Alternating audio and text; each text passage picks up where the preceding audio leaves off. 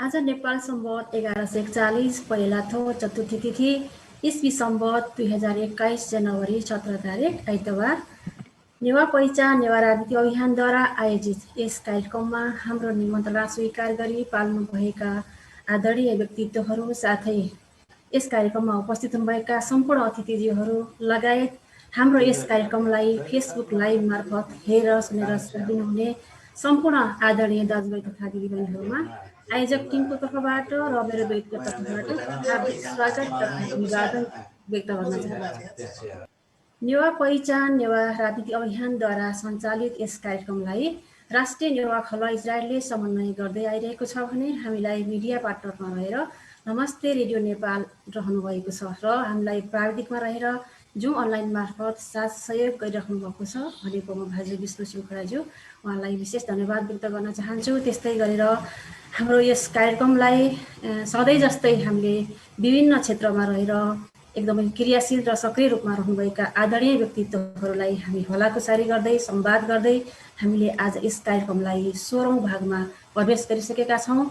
आजको 16औं भागको कार्यक्रममा हाम्रो प्रमुख अतिथिको रूपमा हामीले निम्ताएका छौँ सम्माननीय पूर्वमन्त्री एवं वर्तमान नेकपा नेत्री हने बहममैजू पम्फा भुसालज्यू उहाँलाई हार्दिक स्वागत गर्दै अबको यस कार्यक्रमलाई 16औं भागको कार्यक्रमलाई औपचारिक रूपमा अगाडि बढाउन गइरहेको छु। सर्वप्रथम त म आसन ग्रहण गर्न गइरहेको छु। नेवा पहिचान नेवा राजनीति अभियानका अध्यक्ष हने बहम भाजु गङ्गा एमपुलज्यूलाई आजको यस कार्यक्रमको लागि अध्यक्षता गरिदिनुको लागि हार्दिक अनुरोध गर्दछु। सुभाय जोजलबा कार्यक्रम अगाडि बढाइदिनु हार्दिक अनुरोध गर्दछु मनजी। एकको सुभाय। त्यस्तै गरेर आजको प्रमुख अतिथिज्यूलाई म आसन ग्रहण गराउन गइरहेको छु। माननीय पूर्वमन्त्री एवं वर्तमान नेकपा नेत्री हने बहम मैजू पम्फा भुसालज्यूलाई आजको यस कार्यक्रमको प्रमुख अतिथिको आसन ग्रहण गरिदिनुको लागि हार्दिक अनुरोध गर्दछु। सुभाय। धन्यवाद। हजुर सुभाय। त्यस्तै गरेर हाम्रो यस कार्यक्रममा उपस्थित हुनुभएका देशदेखि विदेशदेखि उपस्थित भएर हाम्रो कार्यक्रममा सहभागिता जनाइदिनु हुने सम्पूर्ण आदरणीय व्यक्तित्वहरू र अतिथिज्यूहरूलाई यथास्थानमा आसन ग्रहण गरिदिनको लागि हार्दिक अनुरोध गर्दछु। सुभाय। सकसित एकको सुभाय।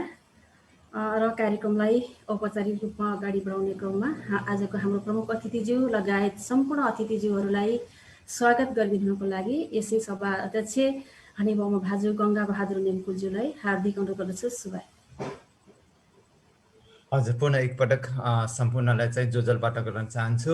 आजको यस कार्यक्रम हामी 16औं भागमा प्रवेश गरेका छौँ। 16औं भागमा चाहिँ हामीले विभिन्न राजनीतिक व्यक्तित्व लगायत चाहिँ सामाजिक अभियन्ताहरूलाई चाहिँ हामीले प्रमुख अतिथिको रूपमा लिएर उहाँहरूको चाहिँ राजनीतिक ज्ञानहरू हामीले चाहिँ साटासाट गर्ने मौका पनि पाइसकेका छौँ। यसै अवसरमा चाहिँ पूर्व मन्त्रीज्यू र वर्तमान चाहिँ माननीय सभासदज्यू चाहिँ पम्फा भुसालज्यूलाई चाहिँ हामीले आजको प्रमुख अतिथिको रूपमा चाहिँ पाएको छौँ। र यो हाम्रो कार्यक्रम चाहिँ एकदमै महत्त्वपूर्ण कार्यक्रम हो। यसमा चाहिँ हामीले विभिन्न व्यक्तिहरूको चाहिँ जानकारी र राजनीतिक अभियानमा चाहिँ हामीले चाहिँ अगाडि लिएर आउन सकिरहेछौँ। यसले चाहिँ हामीले चाहिँ यो एउटा चाहिँ अभियान मात्रै नभइकन आज म एउटा चाहिँ तपाईँहरू समक्ष चाहिँ नयाँ एउटा चाहिँ खुलासा गर्न चाहन्छु। हाम्रै अभियानबाट चाहिँ यो हाम्रो चाहिँ अभियान मात्रै नभइकन यो चाहिँ हाम्रो क्रान्ति पनि हो। यहीबाट चाहिँ हामीले क्रान्ति गरिरहेको छौँ। शताब्दी चेन हुन्छ, हाम्रो क्रान्ति पनि चेन हुन्छ। चाहिँ हामीले आजको प्रमुख अतिथिको रूपमा चाहिँ शताब्दीमा आएको छौँ चाहिँ र यो हाम्रो कार्यक्रम यो हाम्रो चाहिँ अभियान मात्रै नभइकन यो चाहिँ यो क्रान्ति पनि वान एपिसोडबाट चाहिँ हामीले नयाँ क्रान्ति लिएर आएको छौँ। न यसमा कुनै हिंसा हुन्छ न त यसमा चाहिँ कुनै व्यक्तिको चाहिँ क्षति हुन्छ, तर चाहिँ हामीले चाहिँ यसलाई चाहिँ एउटा राजनीतिक परिवर्तनको क्रान्तिको रूपमा लिएर आएको एउटा अभियान हो यो। यसमा हामीले चाहिँ उठाउनु पर्ने आवश्यक छैन। हामीले चाहिँ कानुनलाई उठाउने हो।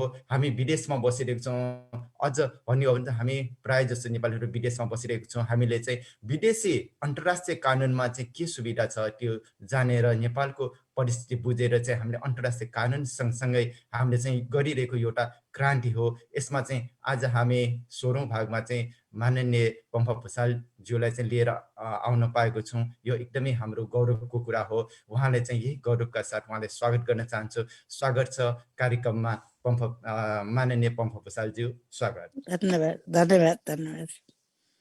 हजुर मनोजी तपाईँको कार्यक्रम सुभाष। अगाडि बढाइदिनु अनुरोध गर्दछु। सुभाष, कार्यक्रम अगाडि बढाउने क्रममा म थोरै जानकारी गराउन चाहन्छु यहाँ सम्पूर्णमा। हाम्रो यस कार्यक्रम करिब हामी 2 घण्टामा सक्ने प्रयास गर्नेछौँ र आयोजक टिमको तर्फबाट आजको प्रमुख अतिथिज्यूलाई हामीले एउटा जिज्ञासा राखेका छौँ र जिज्ञासामा आधारित रहेर यहाँले 30 देखि 40 मिनटको समय लिन सक्नुहुनेछ। त्यस पछाडि उपस्थित हुनुभएका सम्पूर्ण अतिथिज्यूहरूलाई आफ्नो जिज्ञासा प्रश्न राख्नको लागि 2 देखि 3 मिनटसम्म हामी बढाउने क्रममा यहाँले यो कार्यक्रमको अवधि वर्षमा एकदमै अनुशासित भएर र सबै भाषामा यहाँले आफ्नो प्रश्न जिज्ञासाहरू राख्न सक्नुहुनेछ भन्नको लागि विनम्र अनुरोध पनि गर्न चाहन्छु। र कार्यक्रमलाई अगाडि बढाउने क्रममा अब म प्रमुख अतिथिलाई समय प्रदान गर्न गइरहेको छु र त्यसभन्दा अगाडि म यहाँलाई जिज्ञासा राख्न गइरहेको छु। आजको जिज्ञासा रहेको छ, तपाईँ ललितपुर क्षेत्र नम्बर 3 को जनप्रतिनिधिको नाताले खुकना बागमतीको अस्तित्व ध्वस्त हुने गरी स्थानीयको भावना विपरीत स्थानीयले अस्वीकार गरेको परियोजनाबारे तपाईँको धारणा स्पष्ट पारिदिनु विनम्र अनुरोध गर्न चाहन्छु। धन्यवाद धन्यवाद। ठिकै क्वेसन सोध्नुभयो। यो खोकना बागमती केन्द्रित गरेर 2065 सालतिरै यो फास्ट्यागको योजना आइराखेको थियो। त्यसपछि 132 केबी को हाई एक्सटेन्सन लाइन पनि त्यहाँ नै परिराखेको थियो।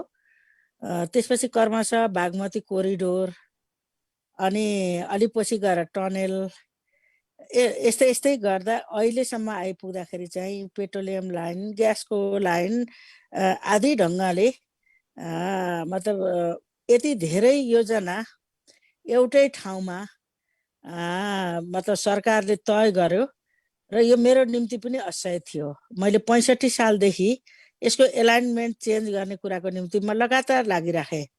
त्यति बेला सडक विभागका डिजी हुनुहुन्थ्यो तुलसी सिटौला, उहाँलाई लिएर मैले खोकना बागमतीका साथीहरू लिएर खेतका हिलोहरू, आलीका डिलहरूबाट हामी सबै हेर्दै गरेर अनि हामी एकदमै बिना क्षतिसित विकास पनि होस्, भौतिक पूर्वाधारको विकास र मानवीय जनशक्तिको विकासले नै कुनै पनि देश विकसित हुने हो। तर एउटै गाउँ, एउटै ठाउँ, एउटै बस्ती, त्यति बेला गाविस थिए अनि त्यो ढङ्गले नगर्नका निम्ति लाग्दा म धेरैचोटि लागेँ। अनि बिचमा चाहिँ म 70 र 74 को बिचमा चाहिँ म दोस्रो संविधान सभामा गइनँ।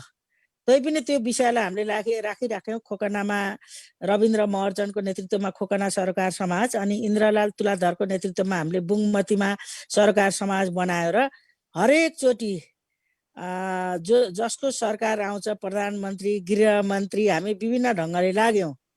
तर भूकम्पको एउटा विशिष्ट एउटा पीडा भोगेर खुला आकाश मुनि जस्ताका पाता मुनि जनता बसेका बेलामा चाहिँ जति बेला म सांसद थिइनँ, तर त्यो बेलामा चाहिँ अधिकरण गरेर एउटा सिन्कीको मूल्य त्यहाँ 1 रोपनी पनि जग्गा बेचेर नजिकै 1 आना पनि जग्गा नपाउने गरेर जनतालाई एउटा सुकुम्बासी बनाउने जुन कुराको थालनी भयो, हामी तीव्रतासित अगाडि लाग्यौँ र हामी प्रधानमन्त्री, गृहमन्त्री, त्यति बेला यो संविधान नआउँदासम्म चाहिँ यो क्षेत्रीय प्रशासकको कुरा थियो, संहिता नआउँदा हामी हेटौडा आदि ढङ्गले लाग्यौँ। अनि हाम्रो विरोध छँदैछ राज्यको एउटा ढङ्गको फेरि त्यहाँ एकपछि अर्को योजनाको थप गर्दै जाने, जनतासित पनि सरकार छैन, जनप्रतिनिधिसित पनि सरकार छैन। अनि त्यो ढङ्गले गरेपछि हामी विभिन्न ढङ्गले त्यसको विरोधमा लाग्यौँ। कतिपय बेलामा अझ अरू निकायबाट पनि साथीहरू लाग्नुभयो। हामी चाहिँ खोकना सरकार समाज, बागमती सरकार समाज गरेर हामी त्यसको विरोधमा लाग्यौँ। तर त्यो योजना पास गरेर मुआब्जा तोकेको छ एकदम थोरै। अनि हामी एकचोटि यसको ठेक्का नेपाल सरकारले नेपाल आर्मीलाई पनि दिएको छ। अनि हामी धेरै चरण बस्यौँ, धन्य 2 महिना हामी छलफलमा बस्यौँ र हामी विकास विरोधी पनि हुन चाहन्नौँ। तर एउटा नेपालको सांस्कृतिक पहिचान दिने नेवार संस्कृति, भाषा र कलाको संरक्षण गर्ने कुरा चाहिँ ज्यादै महत्त्वपूर्ण थियो। त्यसैले त्यसको रक्षा पनि गरौँ भनेर हामीले एलाइनमेन्ट चेन्ज गर्ने कुराले चाहिँ हाम्रो खोकना बुङमती पनि बच्ने परम्परागत ऐतिहासिक सांस्कृतिक बस्ती। त्यसपछि फेरि हामी एउटा अनकन्टार गाउँ जस्तो नै बन्न चाहन्नथ्यौँ। हामीले विकास पनि होस् भनेर हामीले 10 बुँदे समझदारी गऱ्यौँ 2075 सालमा। हामीलाई विश्वास थियो त्यो लागू हुन्छ भन्ने कुरा। त्यो भएको हामीले सहमतिबाट गरेका थियौँ। खोकना बुङमतीलाई रक्षा गरेर त्यसपछि चाहिँ अनि हामी चाहिँ त्यो फास्ट्याग बनोस् ठिकै छ। अहिले 12-13 घन्टा लाएर काठमाडौँ आउनुपर्ने अनि यात्री सामग्री ढुवानी सबै ढङ्गले महँगो त छ। त्यसो भएपछि हामीले त्यो पनि होस् भनेर हामीले फेरि हाम्रो क्षेत्रभन्दा बाहिर पनि नजाओस् मान्छे। हरेक हामी मन्त्रालयमा गयो भने विकासका योजना माग्ने लाइन हुन्छ, चाहे भौतिक योजना होस् चाहे अर्थमन्त्रीकोमा, किनकि भौतिक संरचनाले नजोडेसम्म त विकास हुन्न। त्यस्तो थियो र हामीले 10 बुँदे समझदारी गऱ्यौँ, लागू हुन्छ भन्ने हामी विश्वासमा थियौँ। तर कार्यान्वयनमा त्यसको 100% उल्टे गरियो। खास गरेर ईश्वर पोखरेल कमरेड रक्षा मन्त्री र उप प्रधानमन्त्री बनेर आइसकेपछि हाम्रा सबै समझदारीमा पानी खनाइयो र बल प्रयोग गर्न कोसिस गरियो। अनि म त जनप्रतिनिधिको हिसाबले मैले संसदमा पनि अनि सबै निकायहरूमा साथीहरू लिएर एक्लै पनि म चौतर्फी ढङ्गले म लागिराखेँ। लागिराख्दाखेरि मलाई मेरै सरकार थियो। अहिले त हामी अब संसद विघटन भएको छ। तपाईँले मलाई सायद यो माननीय मलाई त्यति धेरै मन पर्दैन, म जनताको प्रतिनिधि हो। तर यति बेला केपी ओलीको सरकारले संसद विघटन गरेपछि म औपचारिक कानुनी हिसाबले चाहिँ पोलिटिकल्ली म हो जनताको प्रतिनिधि हो। हामी 5 वर्षलाई गएको हो। तर फेरि संसद विघटन गरेको कारणले चाहिँ अहिले म औपचारिक हिसाबले सांसद त छैन। तर म निरन्तर ढङ्गले म संसदमा बोलिराखेँ, म नेताहरू कहाँ गइराखेँ, सरकार राख्ने कहाँ गइराख्यौँ, नेपाल आर्मीसित छलफल गरिराख्यौँ। यद्यपि उनीहरू कन्ट्र्याक्टरका रूपमा आएका हुन्, तर पनि त एउटा सशस्त्र फोर्स आफ्नो कम्ब्याट ड्रेसमा हतियारमा देख्दा जनतामा पैदा हुने भावना आदि हुँदा हामी चाहिँ विभिन्न ढङ्गका तालमेल गराउँदै सङ्घर्ष पनि अगाडि बढाउने उता राख्ने पनि गऱ्यौँ। र त्यही बलमा चाहिँ अहिले अब त्यो न योजना खारेज भएको छ न योजना निर्माण भएको स्थितिमा छ। पछिल्लोचोटि झन्डै 2 महिना अगाडि हामी राष्ट्रिय योजना आयोगमा सर्वपक्षीय बस्यौँ। त्यहाँ अहिले विनेशजी पनि आउनु भएको छ, हाम्रो जिल्ला समन्वय समितिको उहाँ उपाध्यक्ष हो। हामी राष्ट्रिय योजना आयोगमा एउटा सर्वपक्षीय सरकार राख्नेहरूको बैठक बसेर सहमति र जनताको चित्त नबुझाइकन यो विनाशलाई नरोकिकन यो काम अगाडि नबढाउने भनेको भएर अहिले बुङमती र यता खोकनाको पाट चाहिँ निर्माणको काम चाहिँ बन्द भएको छ। बिचमा त्यहाँ पुलको निम्ति फेरि त्यहाँ नेपाली सेना पुगेको थियो। स्थानीय हिसाबले त्यसको प्रतिरोध गरेपछि अहिले त्यो रोकेको एउटा स्थिति छ। तर यो सधैँको निम्ति रोकेको छैन। त्यसो भएर 2-3टा कुरा यसमा ज्यादै महत्त्वपूर्ण छ। म अलवेज मेरो जनताका साथमा छु। त्यही भएर मैले I'm with Khokana, I'm with Bungamati, I'm with Newa, मेरो यो चाहिँ मेरो घोषित ढङ्गले छ।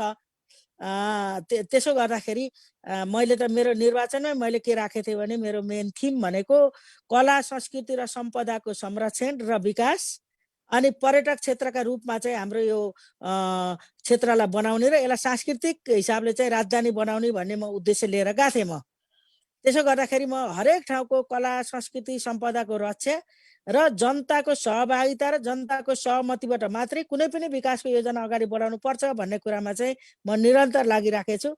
म अहिले मात्रै लागेको होइन, म कुनै जनप्रतिनिधि नहुँदा पनि मेरो मान्यता के हो भन्दाखेरि तपाईँहरूलाई थाहा छ, म त जनयुद्धको 10 वर्षबाट म संयोगले बाँचेर आएको। हाम्रा टाउकाका मूल्य तोकेका थिए, हामीलाई आतङ्ककारी घोषणा गरिएको थियो, रेड कर्नर नोटिस जारी गरिएको। त्यो बेला पनि हामीले नेपालमा चाहिँ गणतन्त्र आउनुपर्छ, सङ्घीयता आउनुपर्छ, पहिचान सहितको सङ्घीयता हुनुपर्छ, समानुपातिक समावेशिताको प्रतिनिधित्व हुनुपर्छ र धर्मनिरपेक्ष राष्ट्र हुनुपर्छ भन्ने कुरा हामी लागिराख्यौँ। म त्यही मान्यताबाट म एकदमै ओतप्रोत छु र मेरो हरेक ठाउँ हरेक सोचमा मेरो त्यो अवधारणा आउँछ। तर संविधान लेख्दाखेरि चाहिँ हामीले पहिचान सहितको चाहिँ गर्न सकेनौँ, किनकि संविधान चाहिँ सहमतिको बन्यो। हामी एक्लैले जितेर आएनौँ। यहाँहरूलाई थाहा छ, म भर्खर कलेज काठमाडौँ 36 सालमा पढ्न आउँदा आदरणीय पद्मरत्न तुलाधर दाई, मल्लके सुन्दरहरू नेपाल सम्पद र नेपाल भाषाको आन्दोलनमा हुनुहुन्थ्यो। हामी माओवादी जनयुद्धमा गएको 1 वर्षपछि हामीले सङ्घीयताको कुरा ल्यायौँ। अब यो नेपालको सङ्घर्ष वर्गीय मात्रै हुन्न, यो उत्पीडित जाति, उत्पीडित क्षेत्र, उत्पीडित लिङ्ग र उत्पीडित समुदायको समग्र यो विषयलाई जनयुद्धले समेट्नु पर्छ भन्ने निष्कर्षमा पुगेपछि हामीले पहिचान सहितको संघीयताको प्रस्ताव गर्यौं। युद्धकालमा नयाँ सत्ता बनाउँदाखेरि हामीले त्यही ढङ्गले हाम्रा संरचना र जनसरकारहरू पनि बनाएका थियौं। तर हामी एउटा विशिष्ट शक्ति सन्तुलनमा शान्ति सम्झौतामा आयौं। हामी एक्लैले जितेनौं। हामी अरू अरू संसदवादी राजनीतिक दलसित पनि हामीले सहकार्य गर्यौं 12 बुँदे मार्फत, र सरकारमा नभएका संसदवादी दलसित हामीले 12 बुँदे गर्यौं र पछि गएर हामीले विस्तृत शान्ति सम्झौता गर्यौं र संविधान सभा मार्फत संविधानमा लेख्ने कुरा जाँदाखेरि हामीले पहिचान सहितको संघीयताको हाम्रो अवधारणा लिएर गयौं। तर हाम्रो एक्लैको बहुमत पुग्ने थिएन। अनि पहिलो संविधानबाट संविधान यही संघीय पहिचान सहितको संघीयताका कारणले नै संविधान लेखिएन। दोस्रो संविधान सभा पुग्दाखेरि यो चाहिँ सम्झौताको संविधानका रूपमा चाहिँ संघीयतामा त हामी 7वटा प्रदेशमा गयौं। तर हामीले जुन ढङ्गको पहिचान राखेका थियौं, पद्मरत्न दाईहरूको आन्दोलनको उद्देश्य भाषा र नेपाल सम्बन्धसित थियो। हामी चाहिँ यो राजनीतिक विषय हो, राज्यमै मतलब उत्पीडित वर्ग जाति क्षेत्र समुदायको प्रतिनिधित्व र नेतृत्व हुनुपर्छ भनेर राजनीतिक हिसाबले संघीयताको प्रस्ताव र आन्दोलन हामीले लिएर गयौं र पछि त्यसमा सबैको सहमति भयो। हामी संघीय लोकतान्त्रिक गणतन्त्रमा छौं। तर संघीयता बनाउँदाखेरि हामीले भने जस्तो गरेर पहिचान सहितको संघीयता बनाउन सकेनौं। त्यो मिश्रित खालको भयो। तैपनि केन्द्रको एकात्मक शासन चाहिँ अहिले संघीयतामा गएको छ र धेरैलाई चाहिँ यो पछि राखेको छैन। संघीयता बढी भयो, जनप्रतिनिधि बढी, कर्मचारी बढी आदि ढङ्गका आलोचना पनि छन्।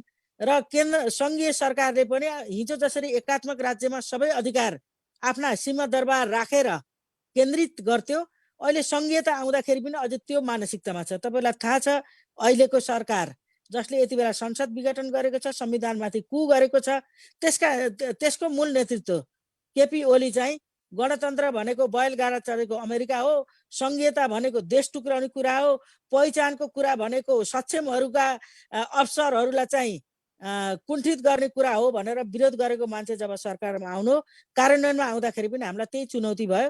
हामीले एकीकरण गरेर बनेको पार्टी, त्यसको अध्यक्ष, आफैले बनाएको प्रधानमन्त्री हुँदै पनि मैले सरकारका जनविरोधी कदमका विरुद्ध म जहिले पनि विपक्षमा खडा भए। चाहे खोकना बुङ्मतीको कुरा होस्, चाहे यहाँको संस्कृति र सम्पदाको संरक्षण गर्ने कुरा होस्, र जनभावना विपरीत आएको गुठी विधेयक संसदमै बसेर म सत्ता पक्षको सांसद, मैले संसदमै बसेर गुठी विधेयक फिर्ता लियोस् भनेर मैले त्यहाँ पनि आवाज उठाएँ। प्रधानमन्त्रीले आफ्ना पार्टीगत हिसाबले हामीलाई वडा अध्यक्षदेखि मेयर, उपमेयर अनि प्रदेश सभाका सांसददेखि हामीलाई सङ्घको सांसदलाई बोलाउनु भएको थियो बालुवाटारमा। हामीले त्यही गएर यो जनतासित सरकारवाला जनतासित पनि यसको राय सुझाव ल्याइएको छैन, विज्ञ विशेषज्ञको राय सुझाव पनि ल्याइएको छैन, हामी जनप्रतिनिधिको राय सुझाव पनि छैन।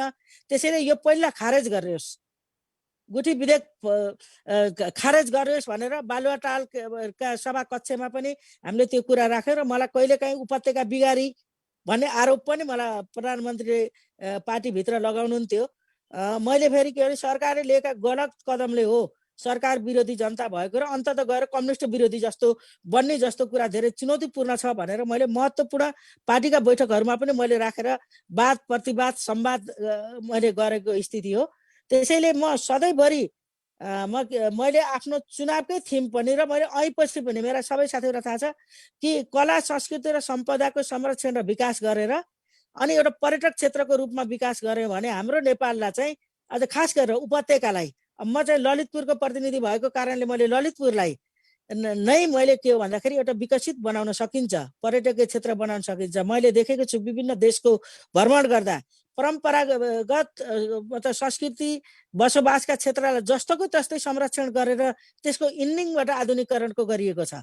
तर हाम्रो त मेन बस्तीमा डोजर लाएर घर भत्काएर सम्पदाहरू ध्वस्त पारेर ठुला बाटा बनाउने कुरालाई चाहिँ यहाँ विकास भने जस्तो अन्यत्रबाट आएकालाई चाहिँ सुकुम्बासी भनेर नदी किनारका एकदम महँगा जग्गामा चाहिँ झुपडीबाट मल बनाउनेतिर लगे जस्तो रोइथाने जसले नेपालको रक्षा गरे, नेपालको पहिचान बनाए। हामी त संयुक्त राष्ट्र सङ्घको सदस्य बन्दाखेरि पनि हामी नेवा भाषा नेवा संस्कृतिलाई प्रस्तुत गरेर संयुक्त राष्ट्र सङ्घको एउटा स्वतन्त्र सार्वभौम राष्ट्र बनेको हो।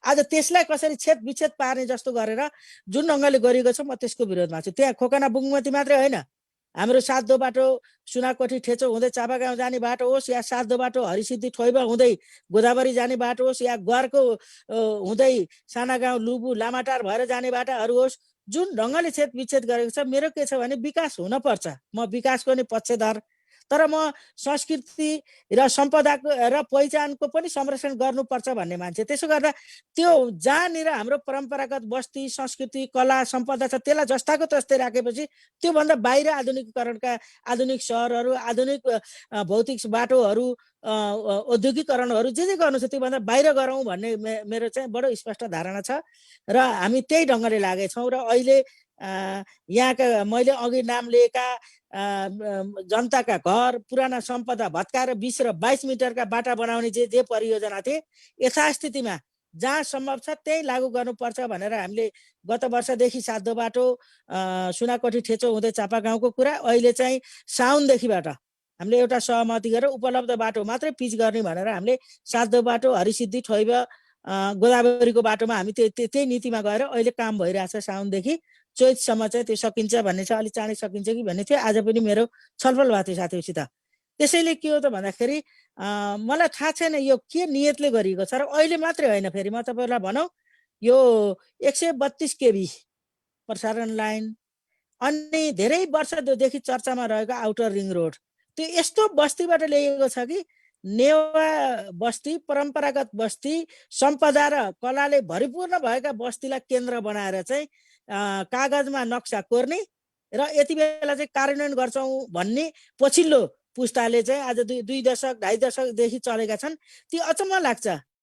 त्यसैले मेरो जहाँ पनि प्रतिवाद छ कि जनतालाई विस्थापित गरेर जनतालाई पीडा दिएर अनि यहाँका जनतालाई सुकुम्बासी बनाएर गर्ने विकासको के नियत हो, के गरिँदैछ भनेर हामीले प्रश्न उठाइरहेको छौँ। यहाँ अहिले तपाईँले अलिकति छलफल पनि गर्न होला।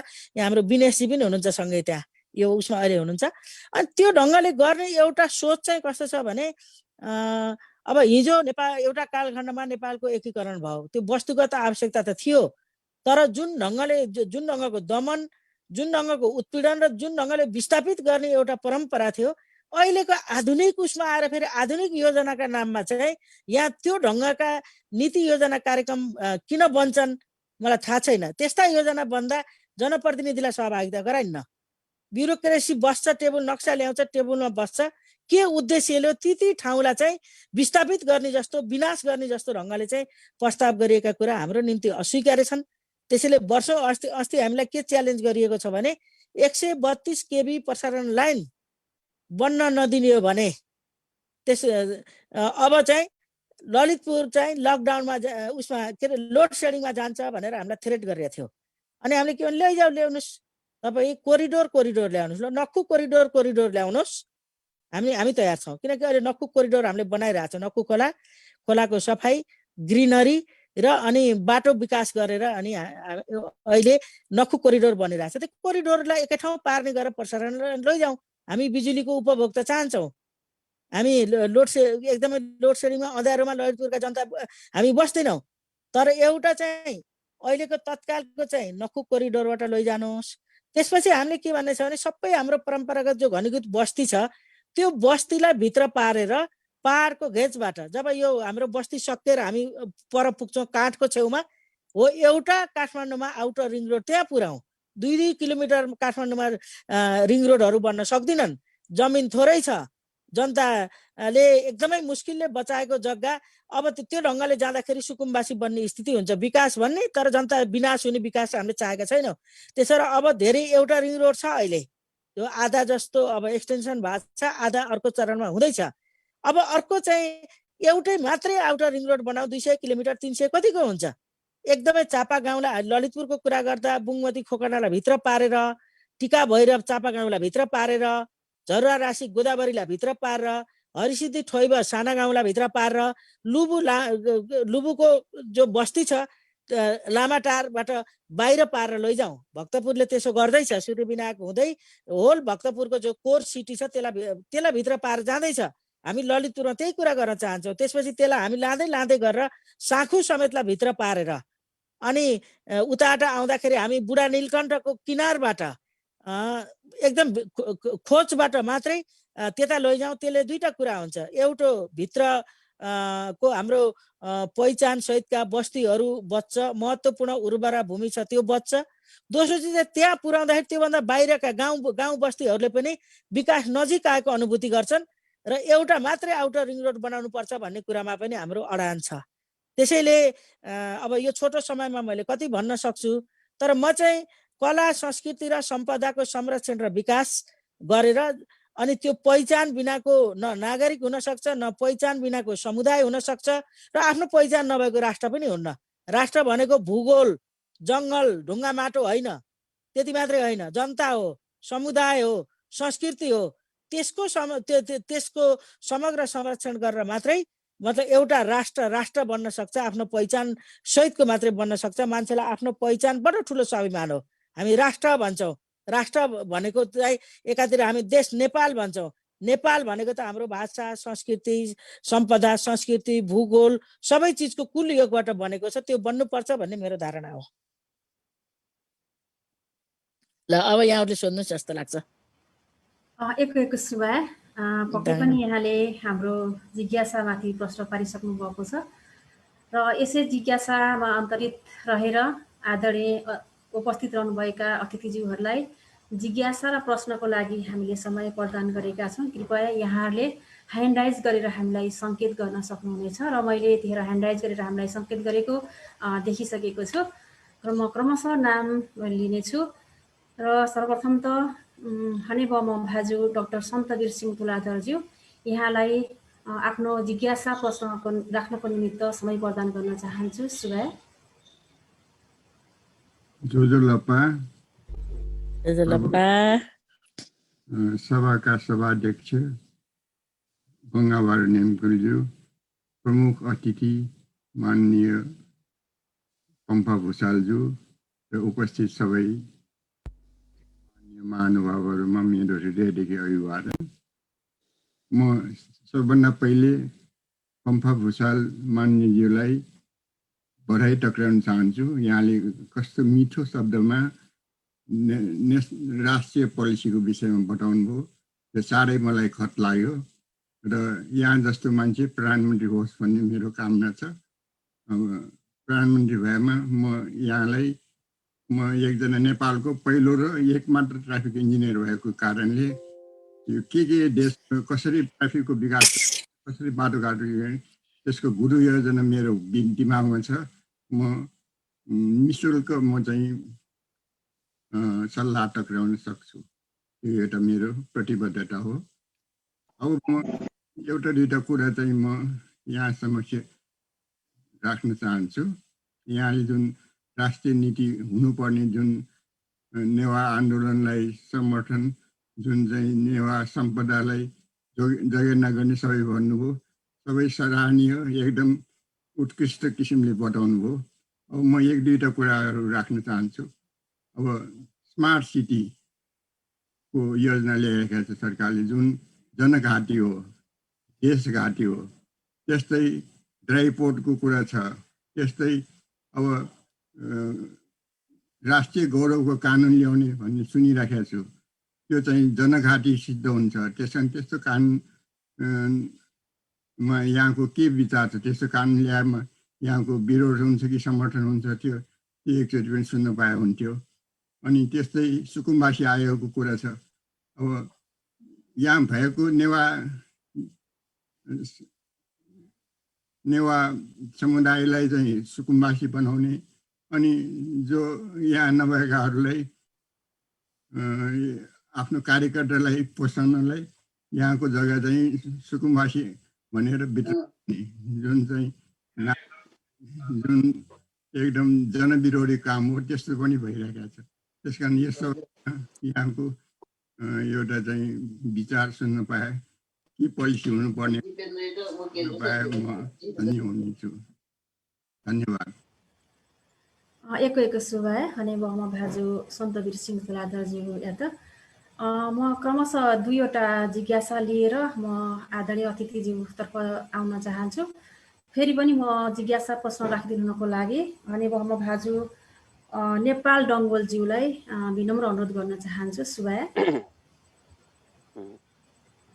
जोजोलप्पा आजको यस कार्यक्रमका सञ्चालक सभापति महोदय हाम्रो गङ्गाबहादुर नेमकुलज्यू, प्रमुख अतिथिको रूपमा पाल्नुभएका हाम्रा माननीय सांसद पम्पा प्रसादज्यू, त्यसै गरी उद्घोषक मनु श्रेष्ठज्यू र यस जुम मिटिङमा उपस्थित हुनुभएका सम्पूर्ण मित्रहरू, शुभचिन्तकहरू, मैले चाहिँ अहिले भर्खरै हाम्रो माननीय हाम्रै क्षेत्रको यो खोकना बुङमुटीको समृद्ध क्षेत्रको चाहिँ हाम्रो माननीय पम्पा प्रसादज्यूको चाहिँ एकदम मिठो स्पष्ट धारणा सहितको चाहिँ कुराहरू हामीले सुन्यौँ र त्यस सँगसँगै मेरो फोन आइरहेछ। त्यस सँगसँगै हाम्रो शान्तिवीर सरले चाहिँ उहाँलाई चाहिँ भविष्यको प्रधानमन्त्रीज्यूको अपेक्षा समेत राख्नुभयो। त्यसको लागि पनि म स्वयंले पनि तपाईँलाई चाहिँ प्राइम मिनिस्टरको रूपमा हेर्न चाहने व्यक्तिमा म पनि पर्छु भनेर म तपाईँलाई जानकारी गराउन चाहन्छु।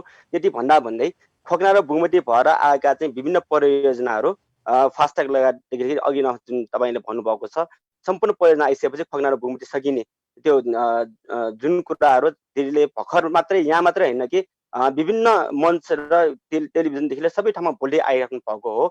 त्यो कुरामा चाहिँ हामीले जुन बोल्नुपर्ने कुराहरू तपाईँले हाम्रो नेतृत्व गरेर बोलेर आइराख्नु भएको कुरामा विमत छैन। त्यसमा हामी त्यही भएर पनि हामीले चाहिँ तपाईँको चाहिँ जुन गत 2075 साल वैशाख 28 गतिको निर्णयलाई हामीले चाहिँ तपाईँसँग हामी नहुँदाखेरि पनि हामी एउटा आन्दोलित पक्ष भएर पनि खोकनाको जनसरकार समितिको अध्यक्षको हिसाबले हामीले चाहिँ विभिन्न चरणमा हामीले शान्ति र्यालीदेखि लिएर माइटघर मण्डलाको चाहिँ आन्दोलनदेखि लिएर सम्पूर्ण आन्दोलन गर्दा गर्दै पनि हाम्रो अनुपस्थितिमा तपाईँहरूले जुन निर्णय गर्नुभयो, तर खोकना र बुङमतीको चाहिँ 100% त्यहाँनिर चाहिँ समस्या हुने पर्ने ठाउँमा 10% हामीले चाहिँ कन्ट्रिब्युट गरेर यो समस्या समाधान हुनेछ भनेदेखि यसको किन हामीले समर्थन नगर्ने भनेर हामीले चाहिँ तपाईँको निर्णयलाई हामीले समर्थन गर्दै आइरहेका थियौँ र अहिले पनि त्यसै अनुसार हामीले चाहिँ त्यही बुढालाई समेत टेकेर हामीले चाहिँ आन्दोलनको रूपमा अगाडि बढाएको पनि थियौँ।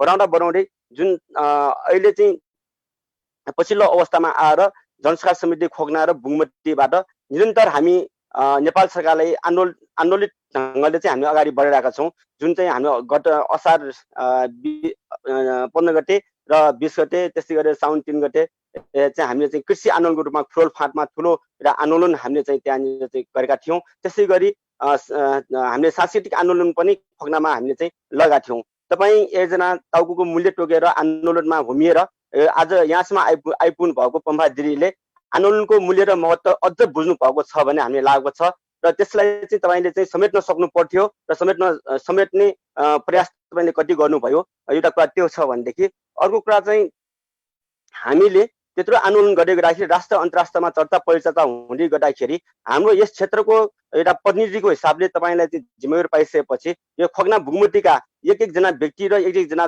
जनताको पनि तपाईँ प्रतिनिधि हुनुहुन्छ भन्ने हामीले लागेको छ। त्यस अर्थमा तपाईँले सम्पूर्ण यो आन्दोलनकारीदेखि लिएर खोकना बुङमतीका प्रत्येक जनताहरूको चाहिँ सँग तपाईँले समन्वय गरेर यसलाई चाहिँ तपाईँले चाहिँ आफ्नै सरकार हुँदाखेरि जुन अहिले एउटा तपाईँको पार्टी विभाजन भएको आफ्नो ठाउँमा छ, तपाईँले आफ्नै सरकार हुँदाखेरि तपाईँले यसको मध्यस्थता किन गर्न सक्नु भएन? तपाईँले यसलाई चाहिँ आन्दोलित पक्ष नभएको भएदेखि तपाईँको चाहिँ महत्त्व पनि कति हुने थियो र भन्ने खालको म प्रश्न राख्न चाहन्छु। किनभने विगत 12 वर्षदेखि निरन्तर तपाईँ यसमा चाहिँ यो खोकना बुङमती बचाउने अग्रिम मोर्चामा हुँदै तपाईँले यस कुरालाई चाहिँ कसरी पेलेर राज्य आइरहेको छ भन्ने कुरा तपाईँले पनि जानकार हुनुहुन्छ र हामी त भुक्तभोगी नै हौँ। त्यस अर्थमा जब आन्दोलन बढ्दै जाने चर्किँदै जाने त्यसपछि एउटा चाहिँ बल्ल एउटा चाहिँ यो बाटाको कुरा र यसै सम्झौताको कुराहरू आउने गर्छ। त्यस अवस्थामा चाहिँ शनिभरि हामी पछाडि पर्यौँ। तपाईँहरू एउटा सट्टा पक्ष भएर तपाईँहरू मात्रै बसेर यहाँ छलफल गर्ने, तपाईँहरू मात्रै गएर निर्णय गर्दै आउँदाखेरिको एउटा चाहिँ अहिलेसम्म निष्कर्षमा नआउनुको चाहिँ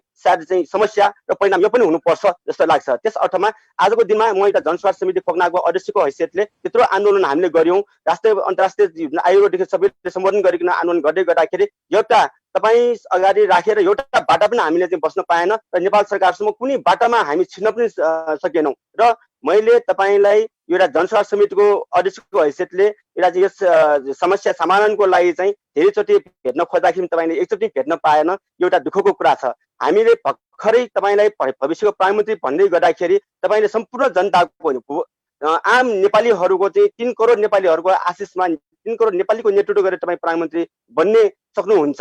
त्यस अर्थमा तपाईँले सीमित मान्छे, सीमित व्यक्तित्व, सीमित पदमा भएका व्यक्तित्व बाहेक तपाईँले किन यहाँका जनताहरूलाई चाहिँ तपाईँले प्राथमिकता दिन सक्नु भएन र हामीले चाहेर पनि तपाईँले किन एकचोटि भेट्न सकिन र यो कुराले चाहिँ अहिले म अन्तमा यो जुन म सर्टकटमा कुरा राख्न चाहेको भएर मैले चाहिँ छोटोमै राख्न खोजिरहेको छु र अन्तमा फेरि पनि म के भन्दैछु भने जनसरकार समितिको नेतृत्वमा खगना भूमिको नेतृत्वमा जुन कृषि आन्दोलन भयो यसको तपाईँले कतिको मान्यता दिनुभयो र यो आन्दोलन नभएको भएदेखि अहिले पनि फास्ट्याग चाहिँ यो पछाडि हट्ने थियो कि थिएन एउटा कुरा र यदि पछाडि हट्नै पर्छ र यसको जसरी हामी बरु जान्दिन तयार छौँ यहाँ चाहिँ खगनामा कुनै पनि हालतमा फास्ट्याग स्वीकार्य छैन भने हाम्रो चाहिँ आन्दोलनको मेन हाम्रो चाहिँ यो कुरा नै यही भएकोले चाहिँ यसलाई तपाईँले साथ दिनुहुन्छ भन्ने हामीले आशा छौँ र यस कुरामा तपाईँले चाहिँ के कस्तो धारणा दिनुहुन्छ त्यसको लागि चाहिँ म अनुरोध गर्न चाहन्छु। धन्यवाद। एक सुभाय अनि म खोकना सरोकार समितिका अध्यक्ष अनि बाजु नेपाल डङ्गलज्यूलाई प्रश्न र जिज्ञासाको लागि अब भने म हाम्रो हनेबम बाजु सन्तवीर सिंह तुलाधरज्यू साथसाथै हनेबम बाजु नेपाल डङ्गलज्यूको जिज्ञासा प्रश्नमाथि प्रश्न पारिदिनुको लागि आजको यस कार्यक्रमका प्रमुख अतिथि आदरणीय पम्फा भूषालज्यूलाई हार्दिक अनुरोध गर्दछु। सुभाय माइक म्युट भएको छ। पम्फा दिदीको माइक म्युट भएको छ। ए ठिक छ ल अब सुन्ने हो। मैले माइक सरी यो कलम पनि नलिई बसेको थिएँ क्या म, त्यसो भएर एउटा दिउँ भनेको थिएँ। मैले शान्तवीरजीले मलाई जे भन्नुभएको छ र शुभेच्छा राख्नुहोस् छ, म त्यसको लागि त धन्यवाद भन्छु। र मैले एकदम छोटोमा अहिले म लगातार 2065 सालदेखि म सम्पदा बचाऊ बस्ती खोकना बुङमती बचाउने मेरो क्षेत्र भएको कारणले बढी खोकना बुङमती भन्ने भएँ। तर म होल समग्र यो नेवा स्वायत्त प्रदेश हुनुपर्छ भनेर हिजो प्रस्ताव गरेको त्यसको निम्ति आन्दोलन गरेको कारणले चाहिँ म त्यसको पक्षमा छु र त्यसलाई विनाश गर्ने कुनै पनि चाहे राष्ट्रिय गौरवका होस् चाहे प्रादेशिक होस् चाहे उपत्यकाको गौरव भने पनि त्यो विनाश गर्ने योजनाको पक्षमा म छैन। विधेयकको प्रस्ताव संसदमा आएको थियो तर त्यो छलफल नहुँदै अब संसदै विघटन भएको छ। अब अहिले कसैले चाहेर पनि हाम्रो यहाँको सम्पदा संस्कृति पहिचान विरोधी आयोजनाहरू अहिले अगाडि बढ्न सक्दिनन्। म यति राख्ने भएँ। दोस्रो शान्तवीरले मलाई के सोध्नु भएको थियो मैले नोट गरेको छैन, भनिदिनुहुन्छ? सन्तवीर दाइ अब फेरि तपाईँले आफ्नो होइन मलाई सेकेन्ड क्वेसन थियो उहाँको। एउटा चाहिँ यो राष्ट्रिय गौरवको भनेर विधेयक आउँछ कि आउन्न समर्थन भनेर म त त्यसको समर्थनै गर्दिनँ। अहिले अब संसदै नभएकोलाई आउन्न, जहिले आउँछ म संसद पुनर्स्थापना भए संसदबाट नभए म सडकबाट समुदायबाट म त्यो कुरा भन्ने छु। दोस्रो के थियो सुकुम्बासी आएको सरी म हजुर मैले भने मैले आम रूपमा चाहिँ हाम्रो संविधानले मौलिक अधिकारमा कोही पनि मान्छे चाहिँ आवासविहीन नहोस्, शिक्षा प्राप्त गर्न नसक्ने शिक्षाको अवसरबाट वञ्चित नहोस्, स्वास्थ्यको अधिकार उसले पाओस्, आवासको अधिकार आदि भनेर चाहिँ हामीले मौलिक अधिकार सम्बन्धी 16वटा कानुन चाहिँ संविधानमा उल्लेखित गरिएका कानुन पनि बनाएका छौँ। त्यसैले म कहीँको पनि गरिब विपन्न आवासविहीन उपचार नपाएको खाना नपाएको जनता नहोस् भन्ने चाहन्छु र म उहाँहरूको पक्षमा चाहिँ हुन्छु।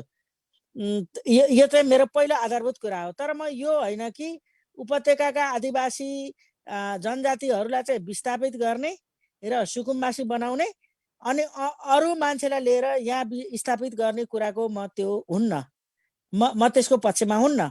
जनताले आफ्नो अब हाम्रो संविधानले नै सबैलाई सम्पत्ति खरिद बिक्री गर्न पाउने, एक ठाउँबाट अर्को जान पाउने, व्यापार व्यवसाय गर्न पाउने जे अधिकार दिएको छ त्यो अनुरूप चाहिँ यहाँका आदिवासी रैथानेले जग्गा बिक्री गर्ने अनि अन्तत माइग्रेटेड भएका मान्छेले त्यसलाई खरिद गर्ने अनि घर बस्ती बसाउने कुरा जसरी भएको छ र अहिले कर्मशः चाहिँ एक ढङ्गले चाहिँ आदिवासी खुम्चिँदै अल्पमत अनि माइग्रेटेड मान्छेहरूको बिस्तारै बसाइ सरेर आउने मान्छेहरूको थपिँदै जाँदाखेरि चाहिँ बहुमत हुने जस्तो जे स्थिति बनेको छ।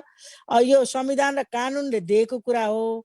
सामुदायिक हिसाबले चाहिँ आफ्नो समुदायको खरिद बिक्री सकेसम्म समुदायभित्रै खरिद गर्ने मान्छे खोज्ने हो भने त्यो राम्रो कुरा हो नि त। मैले पटक पटक मेरो क्षेत्रका चाहे खोकना बुङमती होस्, चाहे सुनाकोठी ठेचो होस्, चाहे धापाखेल हरिसिद्धि होस्, ठोइबा होस्, मैले भन्छु त्यहाँ तपाईहरु गुठीबाट सल्लाह गर्नुस् र खरिद बिक्री त आवश्यकता हुन्छ। हेलो हेलो जोडे म यहाँ दिदी, फोन आएर हजुर, हजुर हजुर, हजुर म त्यस्तो गर्नुहोस् भनेर अब भारतमा छ त्यस्तो। काश्मीरमा बाहिरबाट जग्गा किन्न पाइने थिएन, अहिले त्यहाँ संविधान फेर्यो त्यहाँको बिजेपी सरकारले। हिमाञ्चलमा बाहिरबाट गएर कसैले पनि खरिद गर्न पाइन्न, त्यो ढङ्गको त्यहाँ कानुन छ। तर हामी कहाँ चाहिँ फेरि यहाँ किन्न पाउने र नपाउने भनेर प्रतिबन्ध लाउने या खुला गर्ने त्यस्तो छैन। अनि त्यो ढङ्गले गर्दा मलाई यहाँ डिस्टर्ब गर्यो उसले। यो आइरहेको सुन्नु भएको छ नि? हजुर, हेलो हजुर, एकदम दिदी। हजुर अनि हजुर, अब एकदम दिदी, ओके।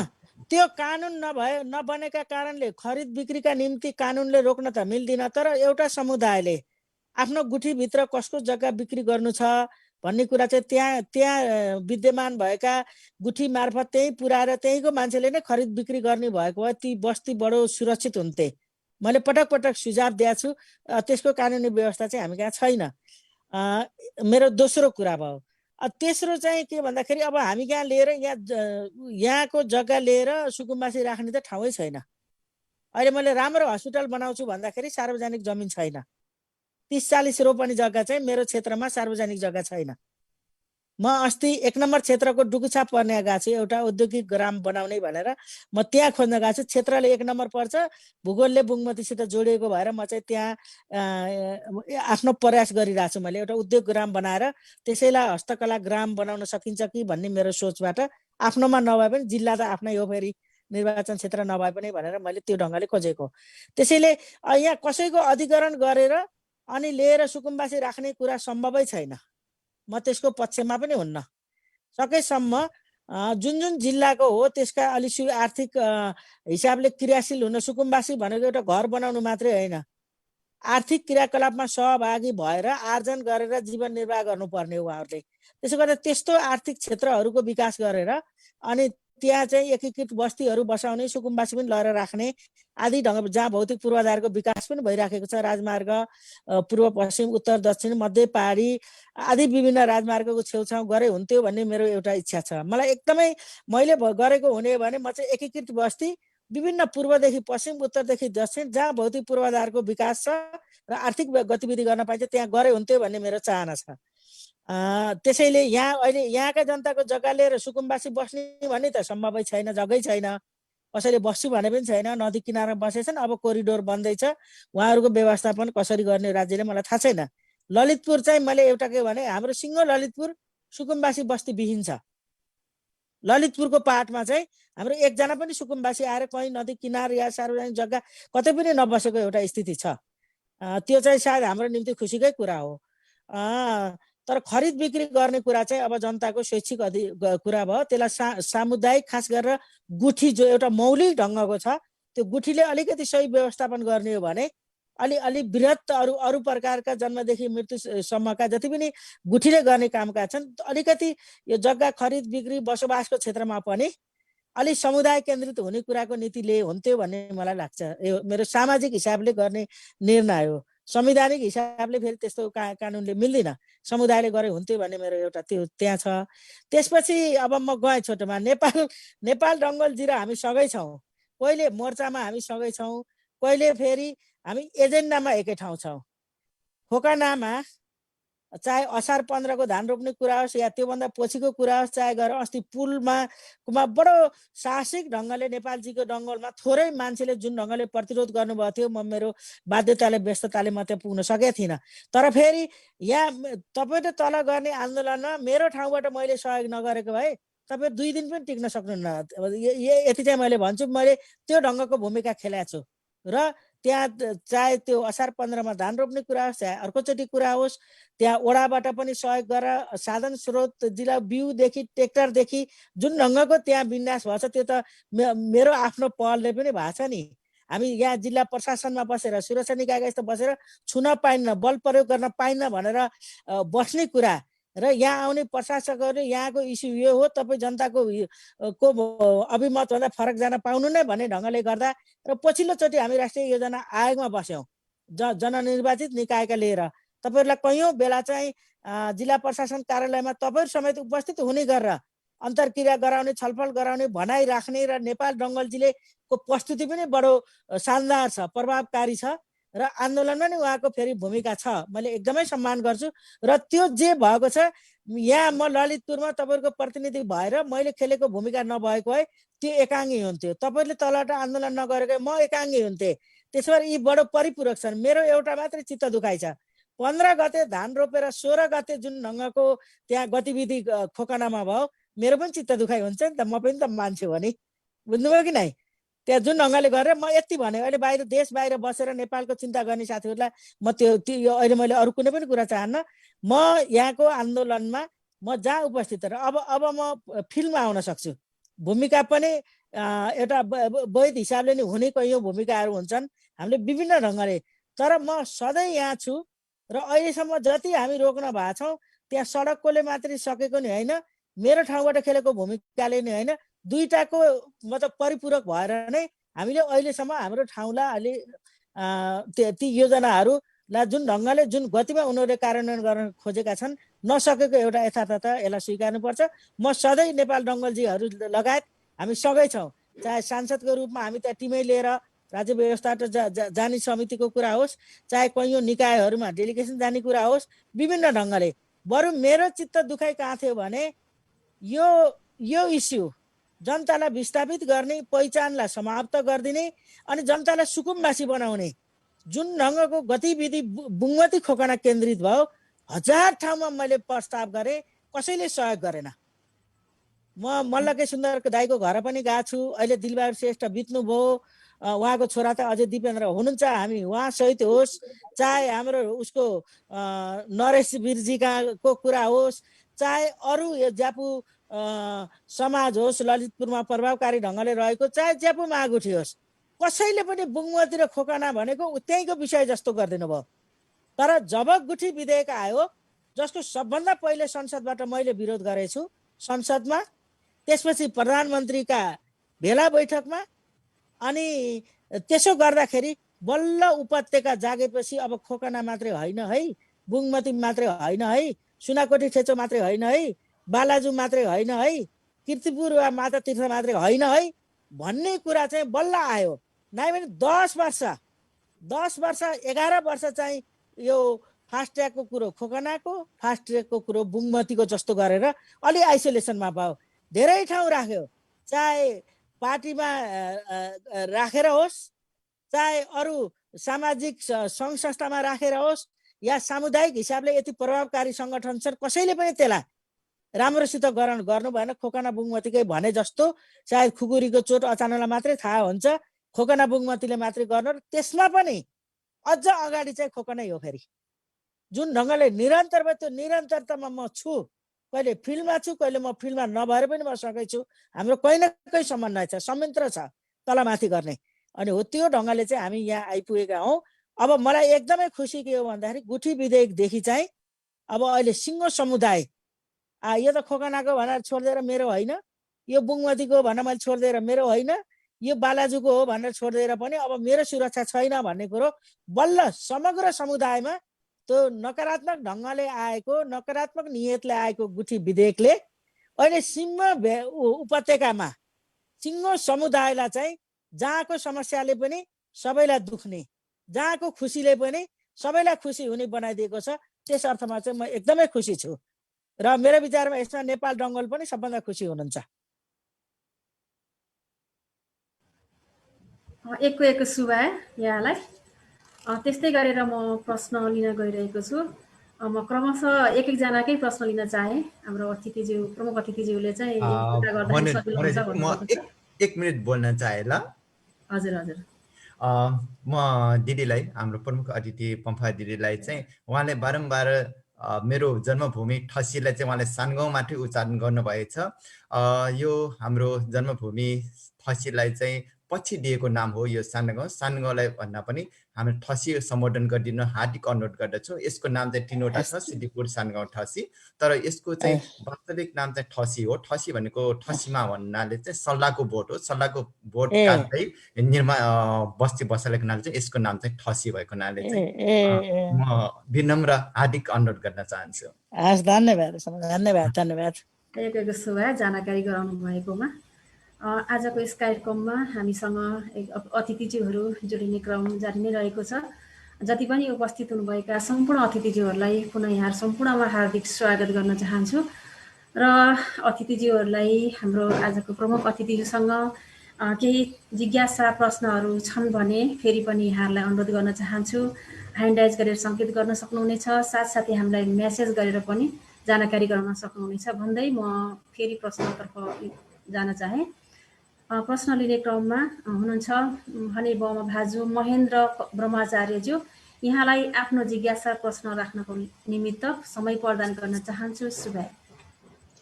हजुर, धन्यवाद जोजल्पा।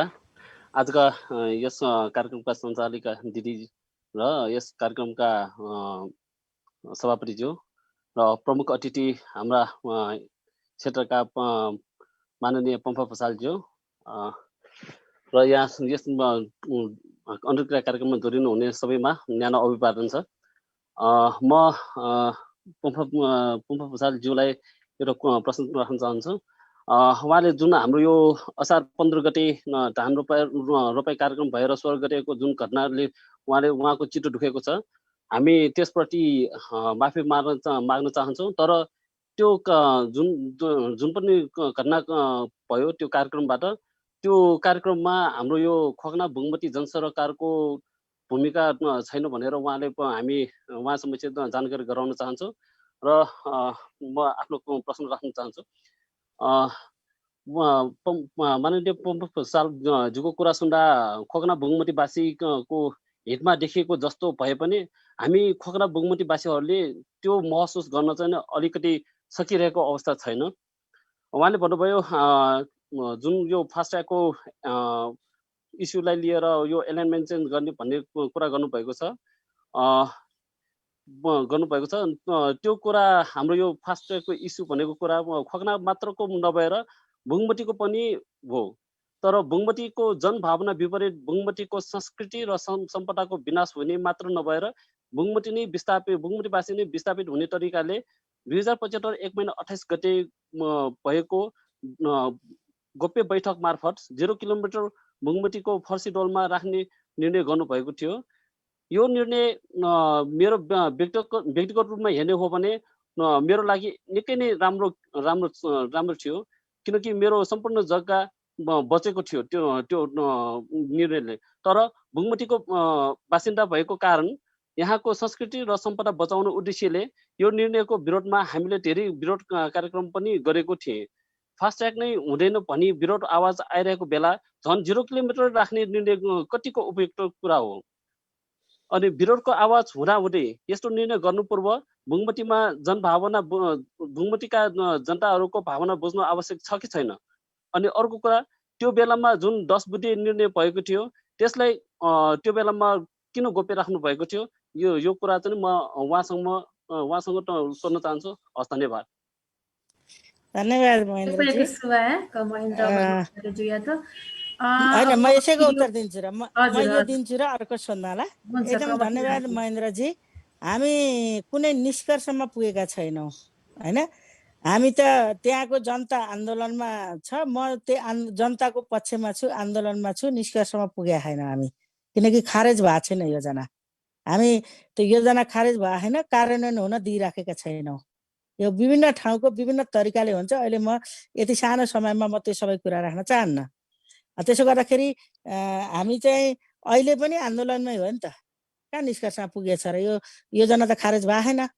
हामीले गरेको वैशाख 28 गते 75 को के थियो भन्दाखेरि हामी खोकनाका जनप्रतिनिधि, बुङमतीका जनप्रतिनिधि र हामी बसेर र नेपाली सेना अनि आउटर रिङ रोडको परियोजना प्रमुख, नेपाल विद्युत त्यो 132 केबी को परियोजना प्रमुख सहित हामी त्यहाँ बसेर, त्यो कुनै गोप्य होइन, हामी चाहिँ एकदम खुला ढङ्गले गरेको। किन गोप्य किन गर्ने? गोप्य गर्नुको के अर्थ हुन्छ? किनकि त्यो कुनै लुकाउने चिज पनि होइन। हामीले त मात्रै के थियो भन्दाखेरि हाम्रो क्षेत्रबाट योजना बाहिर गयो भन्ने पनि हामी नगरौँ, तर फेरि हाम्रो सबै बस्ती पनि बचाउँ। एउटा छेउको फर्सीडोलमा हामीले 0 पोइन्ट बनाएर त्यो 0 पोइन्टदेखि आउटर रिङ रोड अनि उता छम्पी टिका भैरव चापागाउँलाई भित्र पार्दै मैले अघि भनेको एकदमै गोदावरी सिद्धिपुर लुबु सबैलाई भित्र पार्ने गरेर चाहिँ हामी आउटर रिङ रोडको प्रस्ताव गर्नका निम्ति हामीले 0 पोइन्ट भनेका हौँ। त्यो 0 पोइन्टसित हाम्रो के पनि थियो त्यति बेला त्यहाँको जति पनि त्यो बुङमती सरकार समाज त्यसपछि गएर त्यहाँको वडा सरकार अनि जिल्ला समन्वय समितिको अहिले उपाध्यक्ष यही हाम्रो उसमै हुनुहुन्छ विनेश महर्जनजी, हामी सबैको उसले गर्दाखेरि हाम्रो छेउबाट चाहिँ जाने गरेर त्यसलाई गरौँ र त्योदेखि यताको क्षेत्र चाहिँ हाम्रो आफ्नो परम्परागत बस्ती हुन्छ अनि ठ्याक्कै फास्ट्यागबाट मान्छे त्यहाँसम्म आइपुगेपछि अनि हामीले यसलाई टुरिस्ट बस्तीको रूपमा सांस्कृतिक बस्तीको रूपमा जुन ढङ्गले संरक्षण गर्न खोजेका छौँ त्यसको पनि भलाइ हुन्छ भन्ने कुरा चाहिँ त्यो सहमति भएर गरेको केही गोप्य होइन।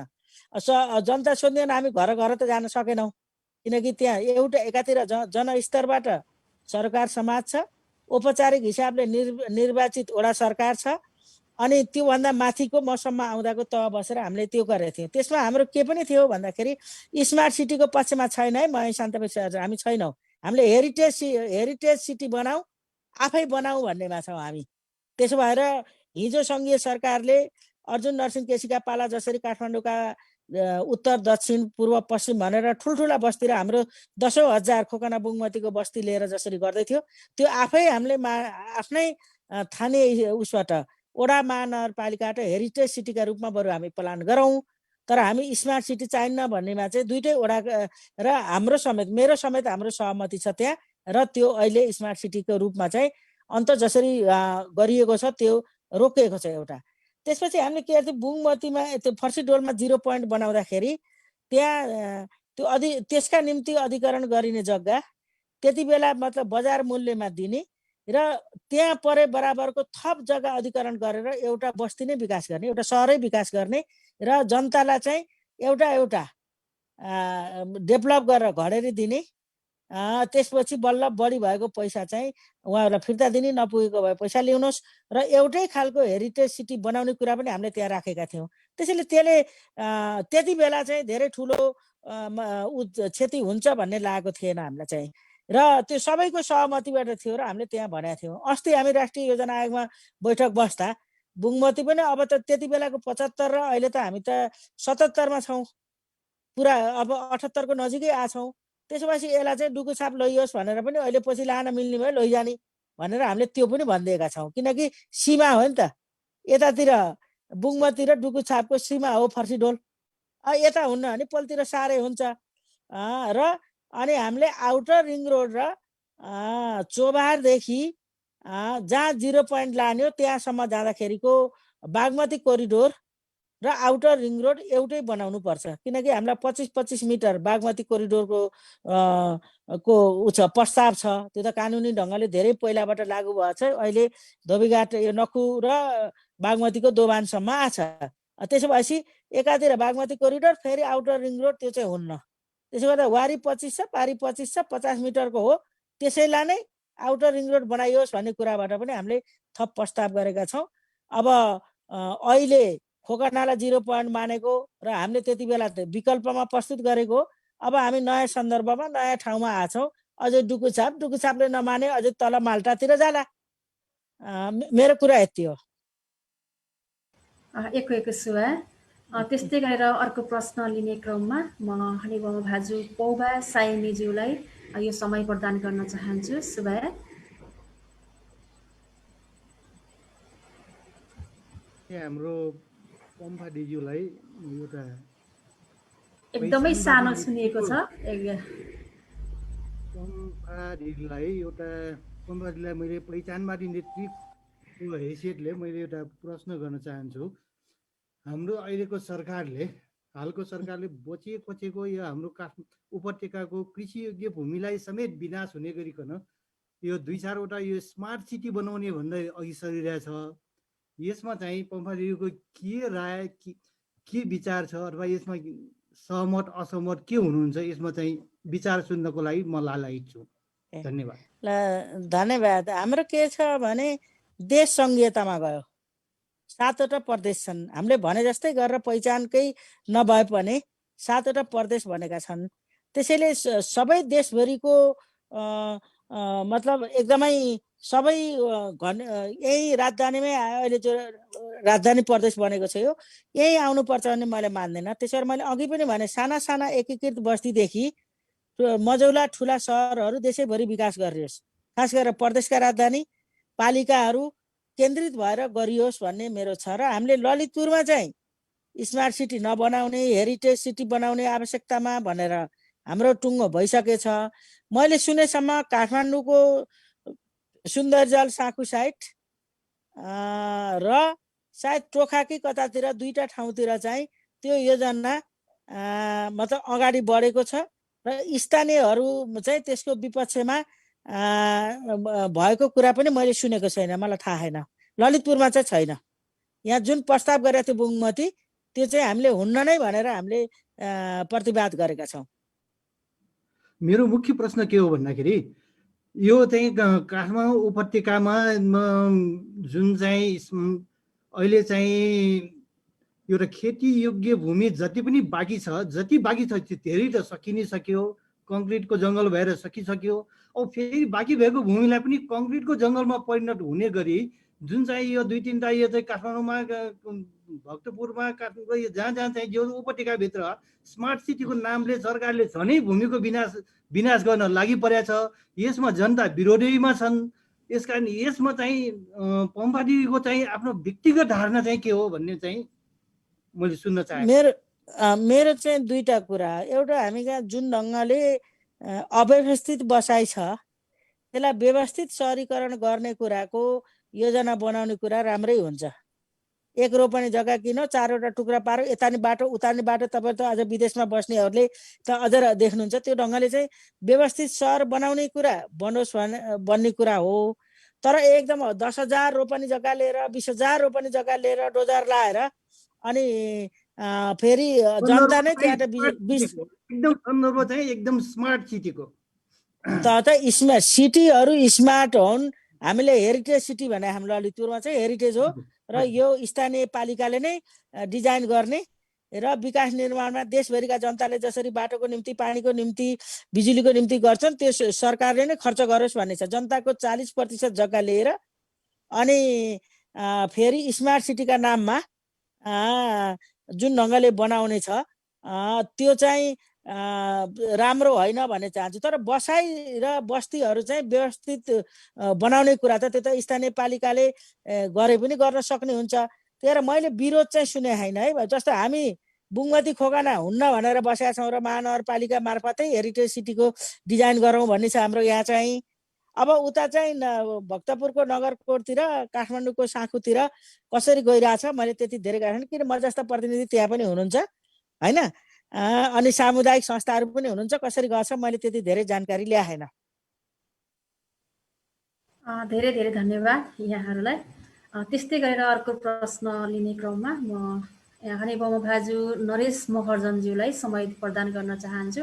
कृपया अगाडि बढ्न सक्नुहुनेछ। शुभया।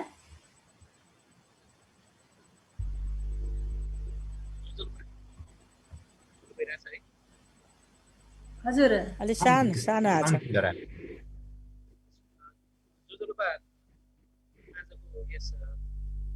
अलि सुनिन्न नि। हजुर अलि फोनलाई चाहिँ नजिक राखिदिनु न, अनुरोध गर्दछु।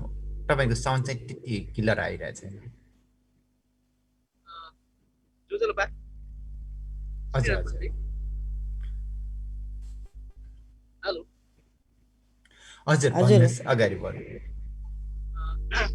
आजको प्रमुख अतिथि हाम्रो पम्फा दिदीलाई र यहाँ सम्पूर्ण उपस्थित सम्पूर्णमा मेरो नमस्कार छ। आजको यो कार्यक्रम एकदमै राम्रो र सान्दर्भिक लाग्यो। मलाई एकदम याद छ कि हाम्रो यो कोकना बुङमतीले एउटा भनौँ कि अब एउटा 3 नम्बर क्षेत्रले पनि एउटा राम्रो लिडरसिप नपाइरहेको बेलामा हाम्रो पम्फा भुषाल ज्यू आउनुभयो। या भनौँ नामै टोकेर भन्नुपर्दाखेरि कङ्ग्रेसको तर्फबाट हाम्रो मदन बहादुर अमात्य जीले यहाँ आइरहेको जति पनि यो प्रोजेक्टहरू भनौँ यो फास्ट ट्र्याकलाई स्वागत गरिराख्दा हाम्रो पम्फा भुषाल ज्यूले माननीय नहुँदाखेरि नै उहाँले उहाँहरूको यो जुन प्रचण्डजीलाई प्रचण्डजी तत्कालीन प्रधानमन्त्री हुनुहुन्थ्यो, उहाँसँग कुरा गर्नेदेखि लगायत हरेक कुराहरूमा चाहिँ लबिङ गर्नुभएको थियो। त्यो त धेरै नै सराहनीय काम गर्नुभएको थियो उहाँले। अनि त्यो अनुसारले उहाँ पछिल्लो समय उहाँ मतलब माननीय पनि हुनुभयो। माननीय हुनु भइसकेपछि चाहिँ उहाँले जति एक्सनमा उत्रिनु पर्ने हो त्यति एक्सनमा उत्रेको जस्तो मलाई लागेन कि, किनभने त्यहाँ अब उहाँले हुन त गरिराख्नु भएको छ, हाम्रै अगाडि पनि उहाँले हरेक कुराहरूमा चाहिँ उहाँले राम्रोसित कुराहरू गरिराख्नु भएको छ, तर त्यसलाई निरन्तरता नदिएको जस्तो मलाई लागेको कि, किनभने हाम्रो अहिले यो रोपाई आन्दोलनमा 15 गतेको कार्यक्रम पश्चात फेरि हामीले 20 गते राख्यौँ। 20 गते को कार्यक्रममा त्यहाँ प्रहरी दमन भयो। प्रहरी दमन भइसकेपछि त्यहाँको एउटा आक्रोशित एउटा समूहले फेरि त्यहाँ बेलुका एउटा त्यहाँ चाहिँ मसाल जुलुस गर्यो, किनभने उहाँहरूले पिटाइ पनि खानु भएको थियो, लात्ती खानु भएको थियो, हरेक किसिमको चाहिँ दमन सहेको थियो।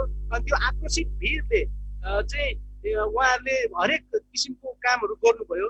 त्यो कामलाई चाहिँ हाम्रो यो पम्फा दिदीले चाहिँ यो जस्तो निर्मित एकदम स्पष्ट वक्ता र एउटा बौद्धिक लिडरसिपले चाहिँ चित्त दुखाउन मिल्छ र जस्तो लाग्छ कि मलाई त चित्त दुखाउन मिल्दैन जस्तो लाग्छ, किनभने यहाँ त हरेक किसिमको लिडरसिपलाई त जस पनि जान्छ, अब जस पनि जान्छ। हाम्रो एउटा कस्तो कुरा छ भन्दाखेरि हामीले यो कुरा तर यो जनसरोकारको पनि यो काम हाम्रो जनसरोकार समिति पोखरा र बुङमतीको यो कार्यक्रम पनि होइन। यो पुतला जलाउनेदेखि लिएर हरेक कामहरू भयो यो जुन बेलुका, किनभने हाम्रो चाहिँ एउटा कस्तो भने यो हाम्रो नितान्त हाम्रो कार्यक्रम चाहिँ यो पक्कै थिएन, किनभने त्यो बेलामा चाहिँ एउटा पिटाइ खाने एउटा हरेक दमन सहिएको एउटा भिडले त्यहाँ गरेको कार्यक्रम हो। त्यो कार्यक्रमलाई लिएर उहाँ हाम्रो माननीय ज्यूले चाहिँ धेरै नै डिपली लिएको जस्तो मलाई लाग्यो। तर एउटा सफल नेतृत्वलाई चाहिँ यो यसरी चित्त दुखाउन काम चाहिँ गर्न मिल्दैन जस्तो लाग्यो। अनि एउटा कुरा अघि नै हाम्रो नेपाल दाइको कुरामा चाहिँ उहाँले भन्नुभएको छ कि हामी एकै ठाउँमा छौँ भन्नुभएको, त्यो चाहिँ धेरै राम्रो लाग्यो। उहाँले त्यो 15 गतेको प्रहरी दमनलाई लिएर उहाँहरू सिडिओ कार्यालयमा बसेको कुरा र उहाँको दिदीको प्रस्तुतिको बारेमा हाम्रो रविन्द्र दाजुले हामीलाई राम्रोसित ब्रिफिङ गर्नुभएको र सिडिओ अफिसमा धेरै राम्रोसित प्रस्तुत हुनुभएको र त्यहाँ हाम्रो यो सेनाहरूलाई चाहिँ धेरै नराम्रोसित उहाँले थड्काउनु भएको पनि कुराहरू सुनाउनु भएको थियो। त्यसको लागि एकदमै आभार छु। तर यति सबै गर्दा गर्दै पनि यो पछिल्लो समयमा पुल बनाउने काम चाहिँ कसरी अगाडि बढ्यो, म एकचोटि यो कुरा प्रश्न गर्न चाहन्छु, किनभने उहाँले गरिराख्नु भएको छ। तर यो लबिङ र पहल गर्दा गर्दै त्यहाँ त पुल बनेर काम सुरु होला कि भन्ने हाम्रो एउटा डर हो कि। तर यो सम्बन्धी अलिकति प्रश्न गर्न चाहन्छु म्याम। धन्यवाद। धन्यवाद। एकदमै म छोटोमै राख्छु। त्यो पुल र बाटो समेत बनाउने जो कोसिस गरेका थियो, हामी 2 महिना अगाडि राष्ट्रिय योजना आयोगको उपाध्यक्ष कक्षमै सर्वपक्ष बसेर अब यहाँ एउटा खालको सहमति नगरिकन, सहमति भनेको त यो विकल्प सहितको परिमार्जन हो, हामीले त्यो राखेछौँ। अनि त्यो बेलादेखि यता चाहिँ नबनाउने भनेर त्यो रोकिएको छ झन् 2-2.5 महिना। तर अहिले भर्खरको स्थिति पनि त्यही हो जस्तो लाग्छ मलाई। अहिले बढाएन काम।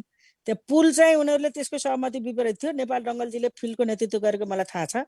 अहिले अब यो आइटीको दुनियाँ छ, हाम्रो सम्पर्क संवाद त भएको थिएन, तर एक्सनमा उहाँहरू जानुभयो र यतापट्टि कुनै पनि प्रकारले बल प्रयोग नगरियोस् है खबरदार भनेर चाहिँ जिल्ला स्थित सुरक्षा निकाय प्रशासनलाई मैले बार जति बेला त्यहाँ हुन्छ त्यति बेला हाम्रो जहाँनिर बोली बिग्छ, जहाँनिर हुन्छ त्यहाँ म कहीँ पनि पछि नपरिकन मैले सहयोग गरेछु।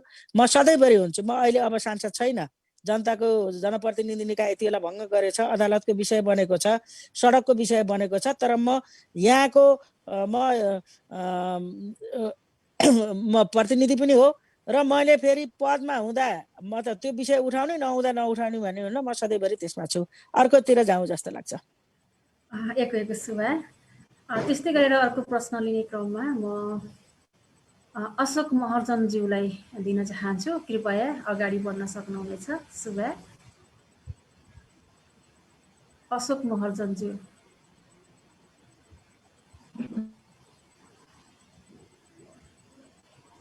अलिकति छिट्टै सक्नुपर्छ है, मेरो चार्ज चाहिँ चोत्तो रहेछ।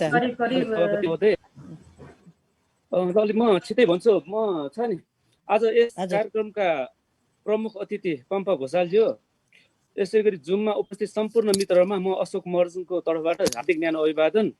र म छोटोमा भन्दा पनि 4-5 मिनट लाग्छ। म ललितपुरको संयोजक पनि हो, सदक विस्तार पीडित। अलिकति कुरा गर्नै पर्ने उहाँसँग, उहाँ पम्फा भूषालजीसँग मेरो धेरै कुराहरू पनि छ। यो कुराहरूमा साथ पनि दिएकोमा म पहिला धन्यवाद दिन चाहन्छु। उहाँले पहिला एकचोटि के भन्नुभएको थियो, यो सुनाएको थिएमा 100 वर्ष पुरानो मात्र उहाँले दिनु भएको कुरा पनि याद छ। सोध्छु भन्दाखेरि यो हामीले विगतमा अब छोटो भनेको अलिक छोटोमा भन्दा पनि म के भन्छु भन्दाखेरि यो उपत्यकामा यो जुन परापूर्व लिच्छवीकालीन या मल्लकालीनदेखि व्यवस्थित सहरमा जब आक्रमण पश्चात लुटियो, ती जग्गाहरू धेरै कुरा लुटिए कि, चाहे यो आक्रमण पश्चात भनौँ, त्यसपछि यो जुन पञ्चहरूले जुन अब पञ्चायती कालमा पनि लुटियो, त्यसपछि बोडलमा लुटियो चप्पल छापहरूले, त्यसपछि आएर लोकतन्त्र यो पनि लुट्यो। यी लुट्ने क्रममा के लुट्यो भन्ने कुरा त मैले छोटोमा भन्दा सिंहदरबार, त्रिभुवन युनिभर्सिटी, राजदरबार, तुडीखेल, खुल्ला मञ्च, रत्नपार्ङ, चार्मी ब्यारेक, बालुवाटार, शीतल निवास, बालुवाजी औद्योगिक क्षेत्र, पाटन औद्योगिक क्षेत्र, भक्तपुर औद्योगिक दल, कृषिको नाउँमा सयौं रोपनी, जनक शिक्षा सामग्री कम्प्लेक्स, सञ्चय कोष भवन, अन्य विविध धेरै कुराहरू लुटियो। यी कुराहरूमा चाहिँ खासै कहिले पनि आवाजहरू उठिएको देखेन। अनि त्यस लगतै तपाईँको यो काठमाडौँ उपत्यकावासीहरूलाई सुकुम्बासी बनाउने योजना गरियो। कसरी भन्दाखेरि सडक विस्तारको नाउँमा के अब यो जुन बालाजु भनौँ, आएर यो कमल पोखरी अनि रोड, सबै कुराहरूमा गर्दाखेरि मान्छेहरू त्यहाँ रोगी बन्यो भने त्यहाँका मान्छेहरू तपाईँको यो तुरुन्तै पनि मरे। यो जुन यो तपाईँको केही नभने त्यो प्रेसरहरूबाट हृदयघात भएर मरे। अहिले तपाईँको मान्छे अहिले सुवासी कि तपाईँ गङ्गा देवी एउटा वृद्धाश्रममा छ, अनि त्यहाँ अहिले तत्कालैको लागि तपाईँको भीमदेव श्रेष्ठ बालाजुको, त्यसपछि लक्ष्मीबहादुर नकर्मी, त्यसपछि एकजना मुस्लिम परिवार, तिनीहरू सुकुम्बासी छन्। एकजना मान्छे त यस्तो पीडित भएर मऱ्यो कि उहाँ अन्तिम सास पनि छोड्न सक्छ। एकजना त्यसको नाम चाहिँ हिराका बालाजुको, उहाँ तपाईँको छिलीमा राख्दा पनि तपाईँ सास छोड्न सकिएन। अनि तपाईँको यो के भन्छ पशुपतिमा लाग्दा पनि उहाँले सास छोड्न सकेन। उहाँले आफ्नो भूमिको माया, त्यहाँ सुकुम्बासी भइसकेपछि तपाईँ बल्ल त्यहाँको माटो राखेर बल्ल उहाँले सास छोड्नुभयो। यो देशको राज्य सत्तामा बसेको मान्छे यी कुराहरूको किन खासै ख्याल गरेन? अहिले पनि बालाजुमा हेर्नुहोस् बाटो बन्दैछ, यी कुराहरूमा किन आवाज उठिँदैन? अनि अर्को कुरा यो योजना हेर्नुहोस् है, यो उपत्यकामा जहाँ पनि हेर्नुहोस् पुरानो बस्तीहरूभित्र किन तपाईँको डोजरहरू चलाइन्छ, ती कुराहरूमा चाहिँ खासै उ भएन। अनि यो पुरानो बस्तीमा किन 2033 सालमा मापदण्ड बनियो? मापदण्ड बनाउँदाखेरि तपाईँको सोच्नु पर्ने थियो। अनि यो नेपालको कानुन हेर्नु, प्राचीन स्मारक ऐन 2013 छ, सडक ऐन 2031 छ, अनि मापदण्ड चाहिँ 2033, जग्गा प्राप्त ऐन 2034 छ। त्यसपछि 2064-65 सालतिर आइएलओ यो जुन आइएलओ महासन्धि 169 अनुमोदन आदिवासीहरूको हक अधिकारको सम्बन्धी सहयोगमा घोषणा पत्रमा सन् 2007 मा सहमति जनाई पक्ष राष्ट्र भइसकेको अवस्था छ। फेरि संविधानमा प्रदत्त यो जुन सम्पत्ति सम्बन्धी मौलिक हक र आवासको हक धारा 37 यावत कुरा हुँदा पनि यी मापदण्डहरूलाई किन फेरि तपाईँको खारिज गर्नुतिर लागिएन? जस्तै पुरानो दिल्लीमा त्यहाँ नयाँ दिल्ली बनाउन मिल्छ, अनि पुरानो पेरिसमा नयाँ पेरिस बनाउन मिल्छ, पुरानो चाइनिजमा त्यो पुरानो संस्कृति छोडेर फेरि नयाँ चाइनाको त्यो संस्कृतिहरूलाई छुट्टै बनाउन मिल्छ। यहाँ चाहिँ काठमाडौँ उपत्यकाभित्र किन मिल्दैन? ती कुराहरू पनि प्रश्नै भयो। अनि अन्तिम अहिले यो जुन लास्टमा म के राख्छु भन्दाखेरि यो उपत्यकावासीहरूलाई के गर्न खोजेको छ भन्दाखेरि यो लास्टमा आएर त केही नभए पनि यहाँको उपत्यकावासीहरूलाई कुमारी योजना पनि छ। हेर्नुहोस् है, कि भोकै भोकै मार्ने यहाँको जनताहरूलाई कि नत्र यहाँको मान्छेलाई विस्थापित गर्ने? किन भन्दाखेरि फास्ट ट्र्याक यो फास्ट ट्र्याकको काम त्यहाँ खोकना र बुङ्गमतीमा 10औं राष्ट्रिय गौरवको नाममा त्यहाँ जग्गा लुटिँदैछ। त्यो चाहिँ अहिले तपाईँको रोकिराखेको मापदण्ड खारिज गरेर 1,30,000 रोपनी लिएर स्मार्ट भन्दैछ। त्यो चाहिँ कुनै पनि हेर्नमा विकास, त्यो चाहिँ खासै हो भने विदेशी चलखेल। यहाँको मेटेरियल्सहरू कहाँबाट आउँछ? सबै विदेशबाट आउँछ। त्यो कमिसनको खेलमा यस्तो गर्नु भएन। किनकि काठमाडौँ उपत्यकाभित्र यदि बाटो र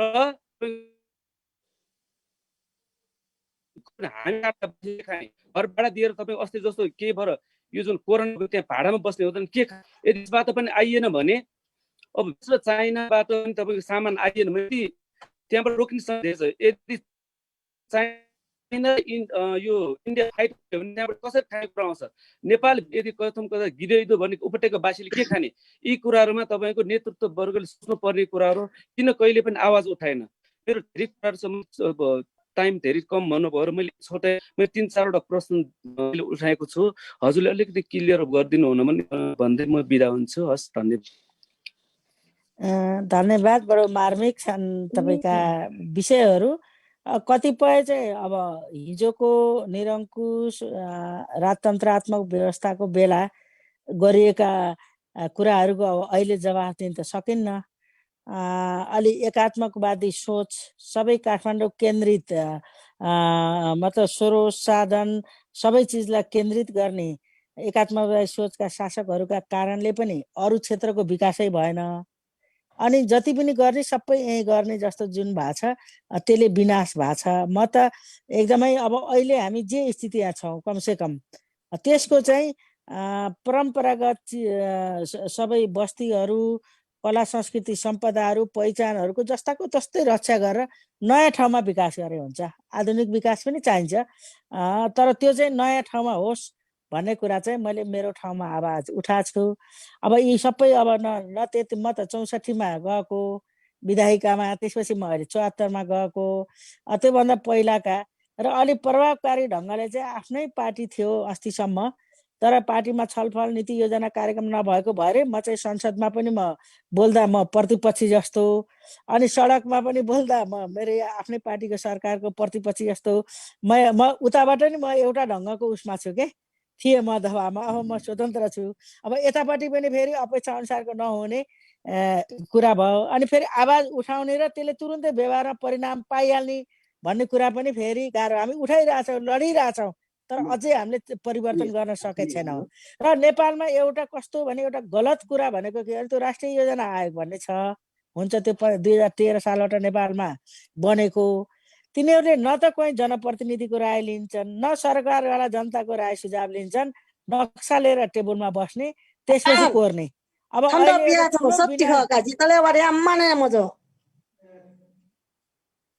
अनि अब आउटर रिङ रोड छ एउटा खास सब उपत्यकालाई छुनेर यसलाई हामीले सही ढङ्गले मतलब व्यवस्थापन गर्न नसक्ने अथवा त्यसलाई सही ढङ्गले बनाउनका निम्ति मतलब आवाज उठाउने कुरा, आवश्यक परे प्रतिवाद गर्ने कुराको चाहिँ एउटा ठुलो चुनौती छ। अब अहिले आएर हिजो भयो, अब हामी मल्लकाल, लिच्छवीकाल, मल्लकाल, शाहकाल हुँदै यहाँ आइसक्यौँ।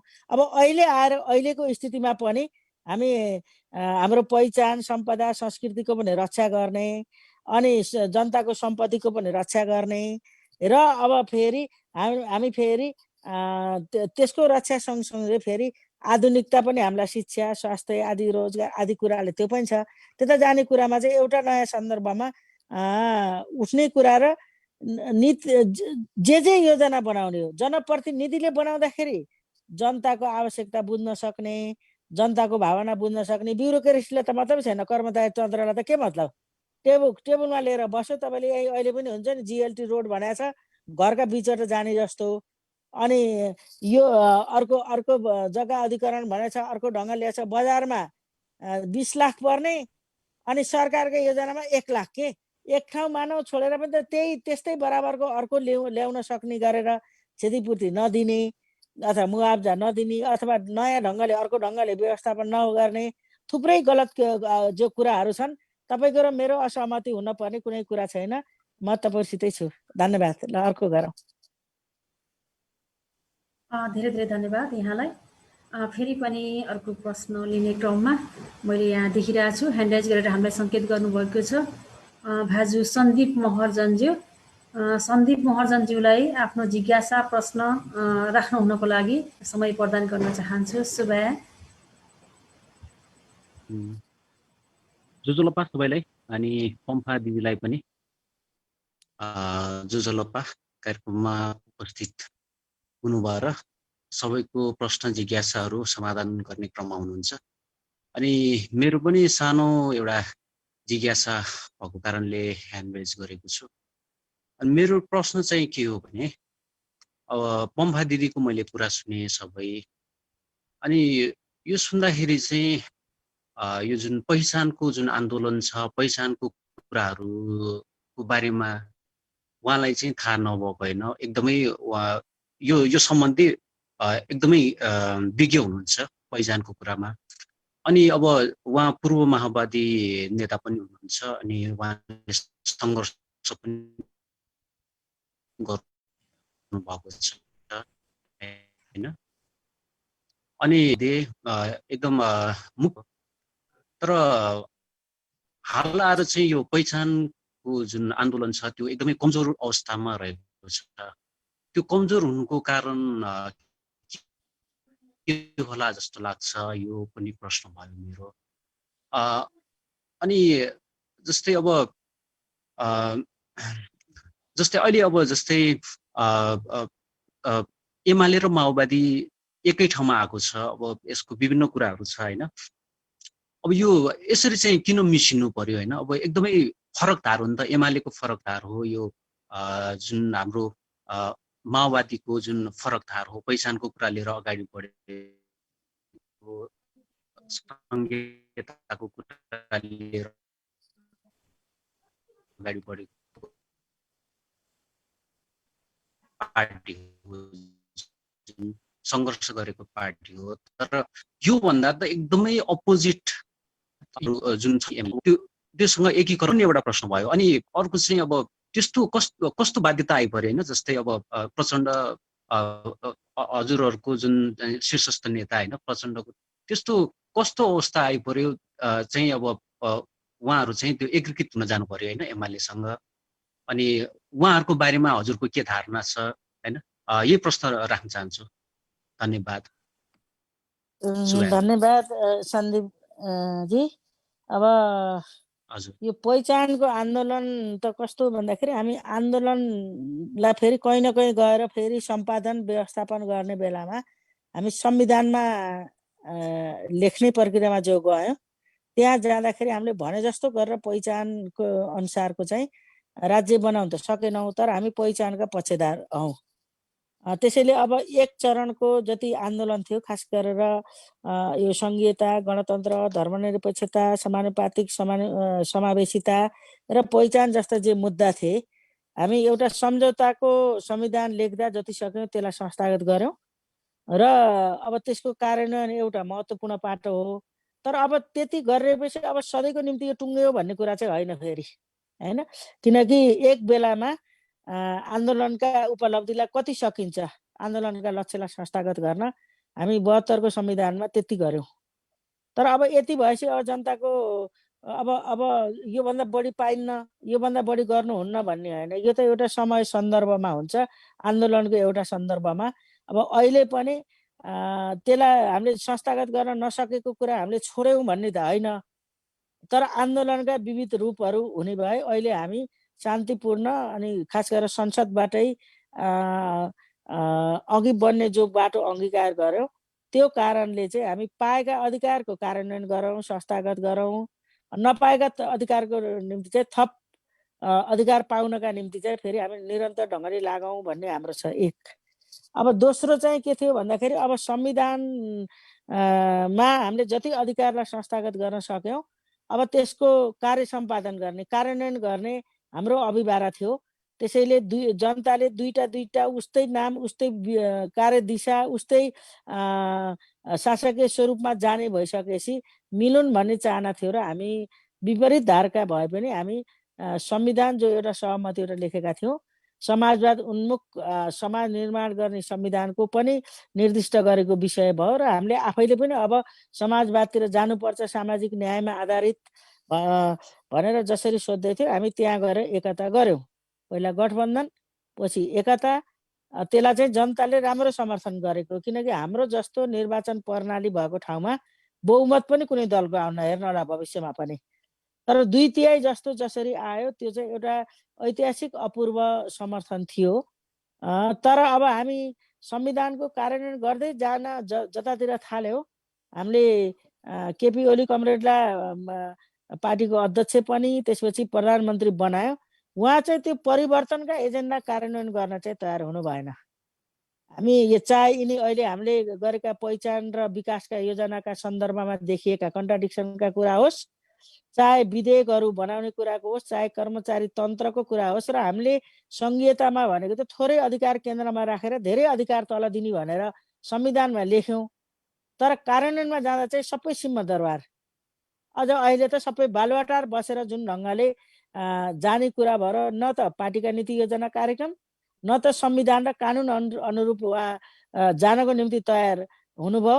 र त्यसले यति बेला आइपुग्दाखेरि तपाईँले देख्नुभएको छ त्यसको परिणाम चाहिँ उहाँले संविधानलाई पनि ध्वस्त पारिदिनु भएको छ, कानुनलाई नि ध्वस्त पार्नु भएको छ, पार्टीका नीति योजना कार्यक्रमलाई पनि ध्वस्त पारेर हामी एकदमै अहिले एकातिर न्यायपालिकाको अर्कोतिर सडकको आन्दोलनमा भएको एउटा विशिष्ट क्षणमा छौँ। सुखद कुरा, आम जनता चाहिँ परिवर्तन र को पक्षमा हुनुहुन्छ र संविधान र यो लोकतन्त्रका विरुद्ध चालिएका कदमका विरुद्ध छन्। तर एउटा कोसिस के छ भन्दाखेरि हामीले जति पुरा त पाएनौँ नि, यो सम्झौताको संविधान भन्यो हामीले, त्यसलाई पनि खोसेर फेरि प्रतिगमनतिर जाने एउटा बाटोमा चाहिँ यति बेला खडा हुने बडो विडम्बना। आफ्नै पार्टी, आफ्नै सरकार भित्रबाट यस्तो हुने कुरा चाहिँ भएकै छैन। देशमा निरङ्कुशता महेन्द्रले पनि लादे, ज्ञानेन्द्रले पनि शाहीकालमा गरे। तर आफ्नै पार्टीभित्रबाट र आफ्नै सरकारभित्रबाट संविधान र कानुन, पार्टीका नीति योजना र कार्यक्रमका विरुद्ध जाने काम चाहिँ एउटा अनौठा खालको संविधानमाथिको लोकतन्त्रमाथिको हस्तक्षेप, प्रतिघात, जनताका मत प्रतिको धोका गरेर अहिले हामी देश एउटा खालको सङ्कटको एउटा जस्तो स्थिति छ। यो हाम्रो दुईटा आफ्नै पार्टीभित्र जस्तो अहिले अब्जेक्टिभली दुईटा भएको छ, कानुनी हिसाबले अझै भएन। जस अब वस्तुत पार्टी दुईटा भइसके। अब यो मामला केवल यो पार्टीभित्र को विषय प्रचण्ड माधव नेपाल वा केपी ओलीको विषय होइन, आम राष्ट्रको आम जनताको विषय यति बेला बनिराखेको छ। र अग्रगमनतिर जाने कि प्रतिगमनतिर जानेको एउटा दोसाँधमा देश खडा भएको छ। र हामीले त्यति ठुलो मूल्य चुकाएर गरेको आन्दोलनबाट प्राप्त जति सङ्घीय लोकतान्त्रिक गणतन्त्र, समावेशिता, समानुपातिक, धर्मनिरपेक्ष हामी त्यसको रक्षाका निम्ति, संविधानको रक्षा, लोकतन्त्रको रक्षा, गणतन्त्रको रक्षाको निम्ति हामी यति बेला खडा भएका छौँ। यसको नेतृत्व अहिले पनि प्रचण्ड माधव नेपाल कमरेडको नेतृत्वमा हामीले गरिरहेछौँ। मैले यति भनौँ, यो अब यो पार्टीको मामला हो, तर यो पार्टीको मात्रै छैन, अहिले राष्ट्रकै मामला बनेको भएर मैले यति कुरा राखेँ। धेरै धेरै धन्यवाद। हजुर, अब मैले यहाँ एउटा प्रश्न मेसेज मार्फत आइरहेको छ। हाम्रो यस कार्यक्रम फेसबुक अनलाइनबाट पनि प्रत्यक्ष लाइभ प्रसारण भइरहेको कारणले गर्दा त्यहाँबाट चाहिँ एउटा मेसेज आएको छ। म त्यो जस्ताको तस्तै वाचन गरेर म यहाँ राख्न चाहन्छु। केपी ओली जस्ता नेताहरूलाई बोक्ने तपाईँ र तपाईँको पार्टी नै हो नि होइन र? अनि अहिले पार्टी फुट्ने अवस्थामा मात्रै दोष दिएर हुन्छ र? केपी ओलीले त पहिले नै आफ्नो रूप देखाइसकेका थिए नि त। धन्यवाद। यही कुराहरूमाथि प्रश्न पार्नु म हार्दिक धन्यवाद। हामी चाहिँ के थियो भने हामीले विश्वासमा एकता गरेका थियौँ। विश्वासमा यो ढङ्गको धोका हुन्छ, यो ढङ्गले संविधानको विरुद्धमा, यो ढङ्गले जनताको अभिमतको विरुद्धमा, यो ढङ्गले पार्टीका विरुद्ध जान्छन् भन्ने कुरो हामीलाई थाहा थिएन। हामी एकीकृत पार्टी, एउटा बलियो कम्युनिस्ट पार्टी बनाएर हामी समाजवादतिर देशलाई जान चाहन्थ्यौँ। हाम्रो विश्वासमा धोका भएको छ, जनताको विश्वासमा धोका भएको छ, राष्ट्रको विश्वासमा धोका भएको छ। अब धोका पाएपछि त के भने चेत्ने र त्यसको विरोध र प्रतिरोधमा जाने बाहेक हाम्रो अर्को बाटो छैन। यसमा सबैको साथ हुनुपर्छ, यो नेकपाको मात्रै विषय होइन। एकदमै धन्यवाद। हजुर, अध्यक्षको नाताले मैले जानकारी दिएँ। पम्फा दिदीसँग चाहिँ मैले कार्यक्रम सुरु गर्न अगाडि उहाँले चाहिँ ब्याट्री कम भएको हुनाले आधा घन्टा मात्रै कार्यक्रम गरौँ कि भनेर सोधेको थियो। आधा घन्टा भएको हुनाले जानकारी दिए। उहाँसँग अनुमति लिन चाहन्छु।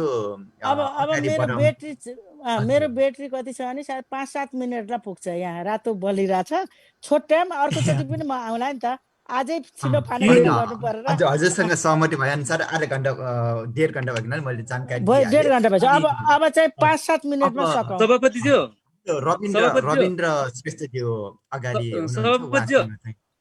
सभापतिज्यू दुईटैले एउटा क्वेसन सोध्नुहोस्। मेरो हजुर रविन्द्र श्रेष्ठज्यू थोरै छोटकरीमा आफ्नो प्रश्न राख्न सक्नुहुनेछ। छोटकरीमा एकदम प्लिज। जोजोलोपा ठौयाउ जु मुजाया सभानाय मुपाहा पूर्व सांसद पम्पा दिदी र यो जुम मिटिङमा सहभागी हुनुभएका सम्पूर्ण मित्रहरूमा र हनेबुवा पिन्ट जी जोजोलोपा देशा डक्ले पहिला पम्पा फुसाल कमरेडले भन्नुभएका कुराहरू वास्तवमा मैले आफ्नो परिचय पनि थोरै दिउँ। मैले चाहिँ म गल्खुपाखा सामाखुसी सडक विस्तार पीडित सङ्घर्ष समितिको उपाध्यक्षको रूपबाट मैले 64 सालको सडक विस्तारमा नै म कमिटीमा बसेर काम गरेको थिएँ र त्यही समयमा पम्फा कमरेडले जुन कुराहरू भन्नुभयो त्यो वास्तवमा उहाँले भूमिका खेल्नु भएकोलाई अन्यथाको होइन, उहाँले लिनुभएको भूमिकाको चाहिँ सायद अरू नेताहरू उपत्यकाका 3 सहरका 15वटा निर्वाचन क्षेत्रका नेताहरूले त्यो भूमिका खेलेको हो भने साँच्चै हामीले प्रश्न राखेका प्रश्नकर्ताहरूको उत्तर पनि आउन सक्थ्यो।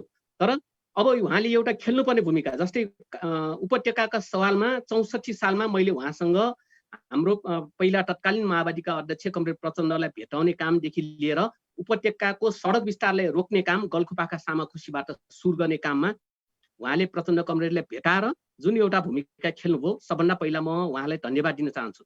र अनि अर्को कुरा अहिले खोकना बुङमतीमा भएको र यो फास्ट ट्र्याकको सवालमा त्यहाँ भइरहेको आन्दोलनमा पनि नेपाल दङ्गोलसँग उहाँले पनि उहाँको सहयोगको लागि सहयोग गर्नुभएको कुरामा उहाँले धन्यवाद दिनुभएको छन्। र त्यो ठाउँमा मैले पनि आफ्नो ढङ्गले उहाँसँग फोनबाट कुरा गरेर यो चाहिँ दमन गरेको कुरालाई लिएर त्यहाँको विषयवस्तुमा उत्थान गर्ने काममा उहाँले जुन भूमिका खेल्नुभयो त्यहाँ सबैले उहाँको भूमिकालाई धन्यवाद दिएका छन्। यसमा कुनै अर्को मत छैन। तर मेरो प्रश्न चाहिँ के छ भन्दाखेरि छोटोमा मैले के भन्छु भन्दाखेरि उपत्यकाका सांसदहरू 15 निर्वाचन क्षेत्रमा यो आन्दोलनमा तपाईले एउटा भूमिका खेल्नुपर्छ जस्तो लागेको छ। जस्तै काठमाडौँमा अहिले वरिष्ठ नेताहरू प्रकाशमान, नवीन्द्र जोशी, मदन बहादुर अमात्य, हरिप्रभाहरू उहाँका कार्यकर्ताहरू चाहिँ आन्दोलनमा आइरहेको छन्।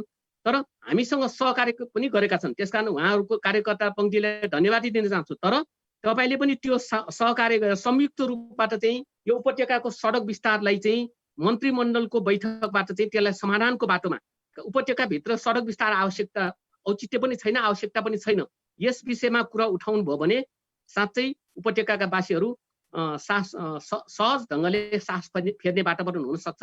यसका लागि भूमिका खेल्नका लागि म एउटा तपाईलाई त्यही प्रश्न राखेँ। त्यसमा के गर्न सकिन्छ एउटा त्यो हो। अर्को चाहिँ तपाईले यति गर्दा गर्दै पनि तपाईलाई खोकनामा पम्फा भुसाल निषेधित क्षेत्र भनेर जुन गतिविधि गर्यो त्यो चाहिँ मैले बुझ्न सकेन र तपाईले पनि सायद थाहा हुनुपर्ने हो। यो चाहिँ के भएको हो, यसमा पनि केही प्रश्न पारिदिनु भयो भने मलाई सहज हुन्छ र यहाँ दर्शकलाई पनि हामी यो जुन बैठकमा बसेकोहरूलाई पनि सहज हुन्थ्यो यो के कारणले यस्तो हुन पुग्यो। त्यति प्रश्न चाहिँ मैले तपाईलाई राखेँ। धन्यवाद तपाईँको सुझावको लागि। मैले अब सबै हरेक 15 निर्वाचन क्षेत्रमा 15 जना प्रतिनिधि भएको भएर आफ्नो आफ्नो गर्नला भन्ने लाग्थ्यो। यसलाई संयुक्त बनाउनको निम्ति जे सुझाव दिनुभएको छ मेरो पहल रहने, मैले सकारात्मक मतलब प्रतिक्रिया मैले व्यक्त गर्छु। दोस्रो चाहिँ खोकना कस्तो भन्दाखेरि त्यो जति बेला आन्दोलन भएको थियो म त आन्दोलनको पक्षमा थिएँ। मैले काठमाडौँबाट पनि मान्छे पठाउन साथीहरूलाई तपाईँ जानुहोस् लिड गर्नुहोस्, त्यहाँ पनि लोकल साथीहरूलाई जानुहोस् लिड गर्नुहोस् मैले भनिराखेँ। र मैले फेरि प्रशासनलाई दमन गर्न नदिन र सदनमा विषय उठाउन तपाईँहरू कोही कतिजना मेरो फेसबुकमा हुनुहुन्छ कि हुनुहुन्न मेरो हेर्नु होला। मैले संसदमा बोलेका कतिपय कुरा चाहिँ मैले फेसबुकमा सेयर पनि गर्छु, कतिपय मैले भ्याउँदिनँ पनि। तपाईँले पार्लियामेन्टमा किनकि हामी बोल्ने भनेको त बढी त नीति बनाउने ठाउँ त पार्लियामेन्ट हो, त्यहाँ मैले बार बार आवाज उठाएको छु। जहाँ जाँदाखेरि म पार्टी विरोधी जस्तो पनि भनेको छु। आफ्नै पार्टीको सरकारको विरोधी प्रतिपक्षी जस्तो मलाई ठानिएका कैयौँ अनुभव पनि छ मलाई दिने जिम्मा आदि इत्यादिको कुरा गर्दा। त्यसैले जे होस् यो एउटा लामो सङ्घर्ष हो, निरन्तरको सङ्घर्ष हो। पहिला बडो उता सडक विस्तारमा लाग्ने साथीहरू त्यहीका लागि मात्रै, खोकना बुङमती त्यहीको लागि मात्रै जस्तो भएको थियो। गुठी विधेयकसम्म आउँदा अहिले सबै उठिया छ र हिजो मङ्का खल भाषा आन्दोलन नेपाल सम्मत को पद्मरत्न दाईको एउटा सहयात्रीका रूपमा भूमिका खेलेको अहिले मल्लकी सुन्दर दाई पनि आउनु भएको छ। नरेशजीहरू हाम्रो कुरा पनि हुन्छ, संवाद पनि हुन्छ।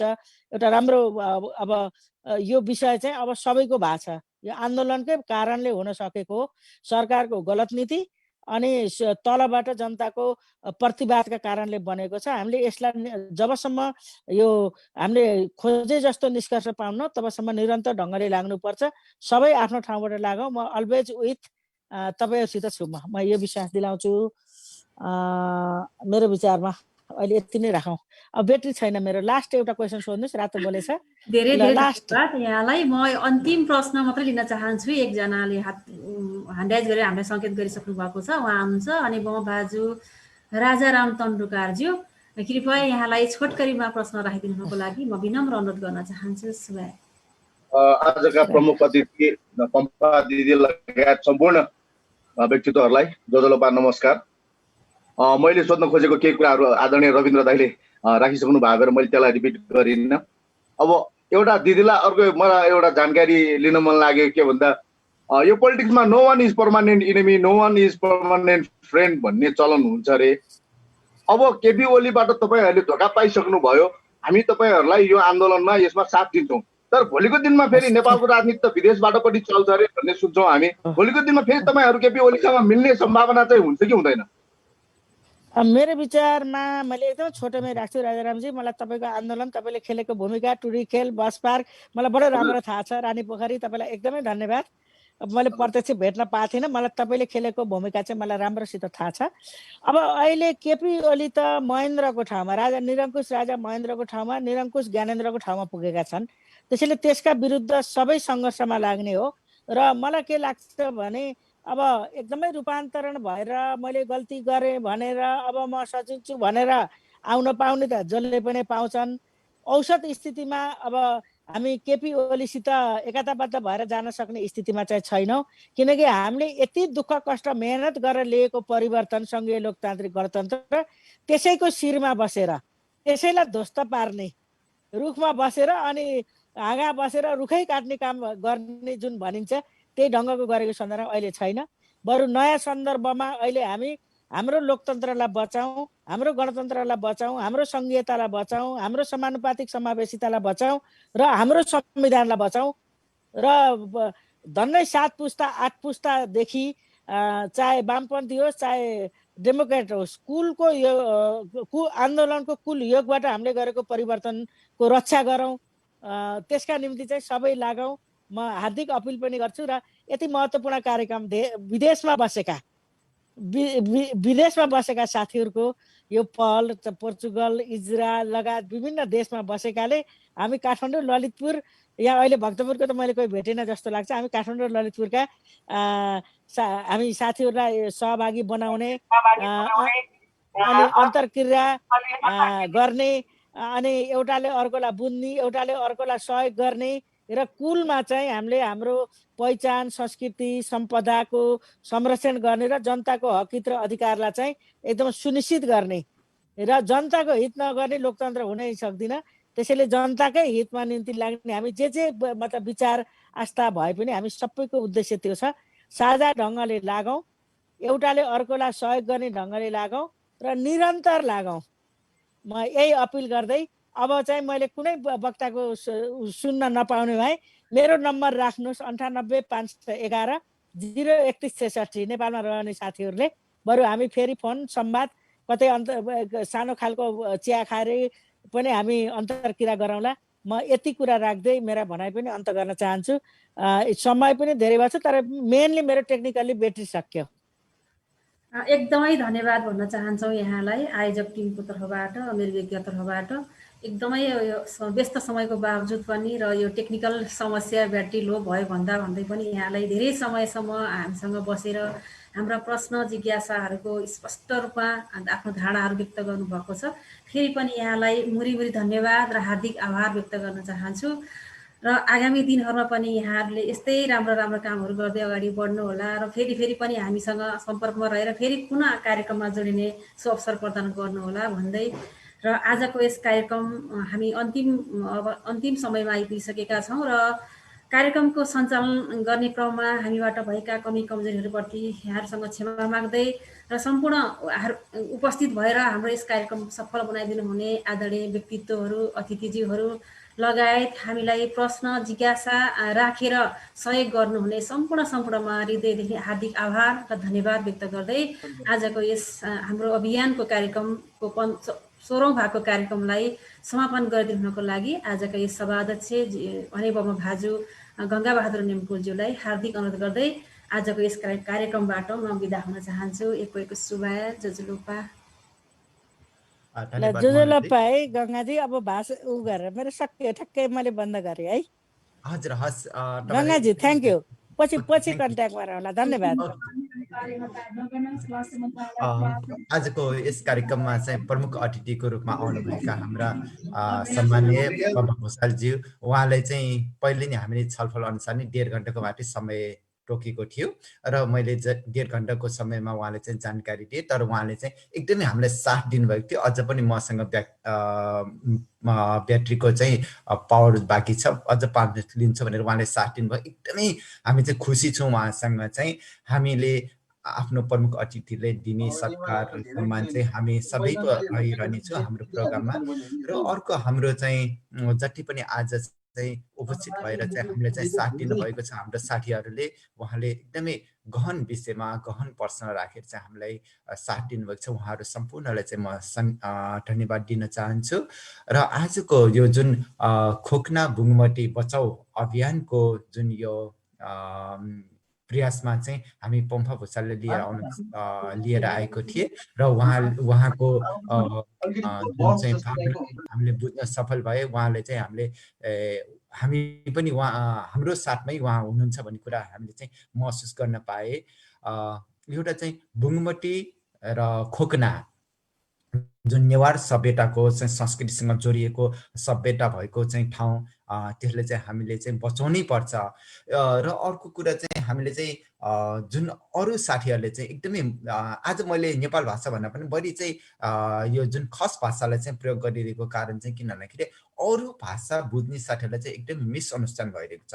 काठमाडौँको नेवारहरूलाई चाहिँ सडक बनाउँदाखेरि पनि विरोध गरेको छ, बुङमतीमा फास्ट ट्र्याक ल्याउँछु भन्दाखेरि पनि विरोध गरेको छ। यो त नेवारहरू विकास विरोधी कि भन्ने चाहिँ जुन भावना भइरहेको छ नि, त्यसलाई चाहिँ अन्त्य गर्न चाहन्छु म।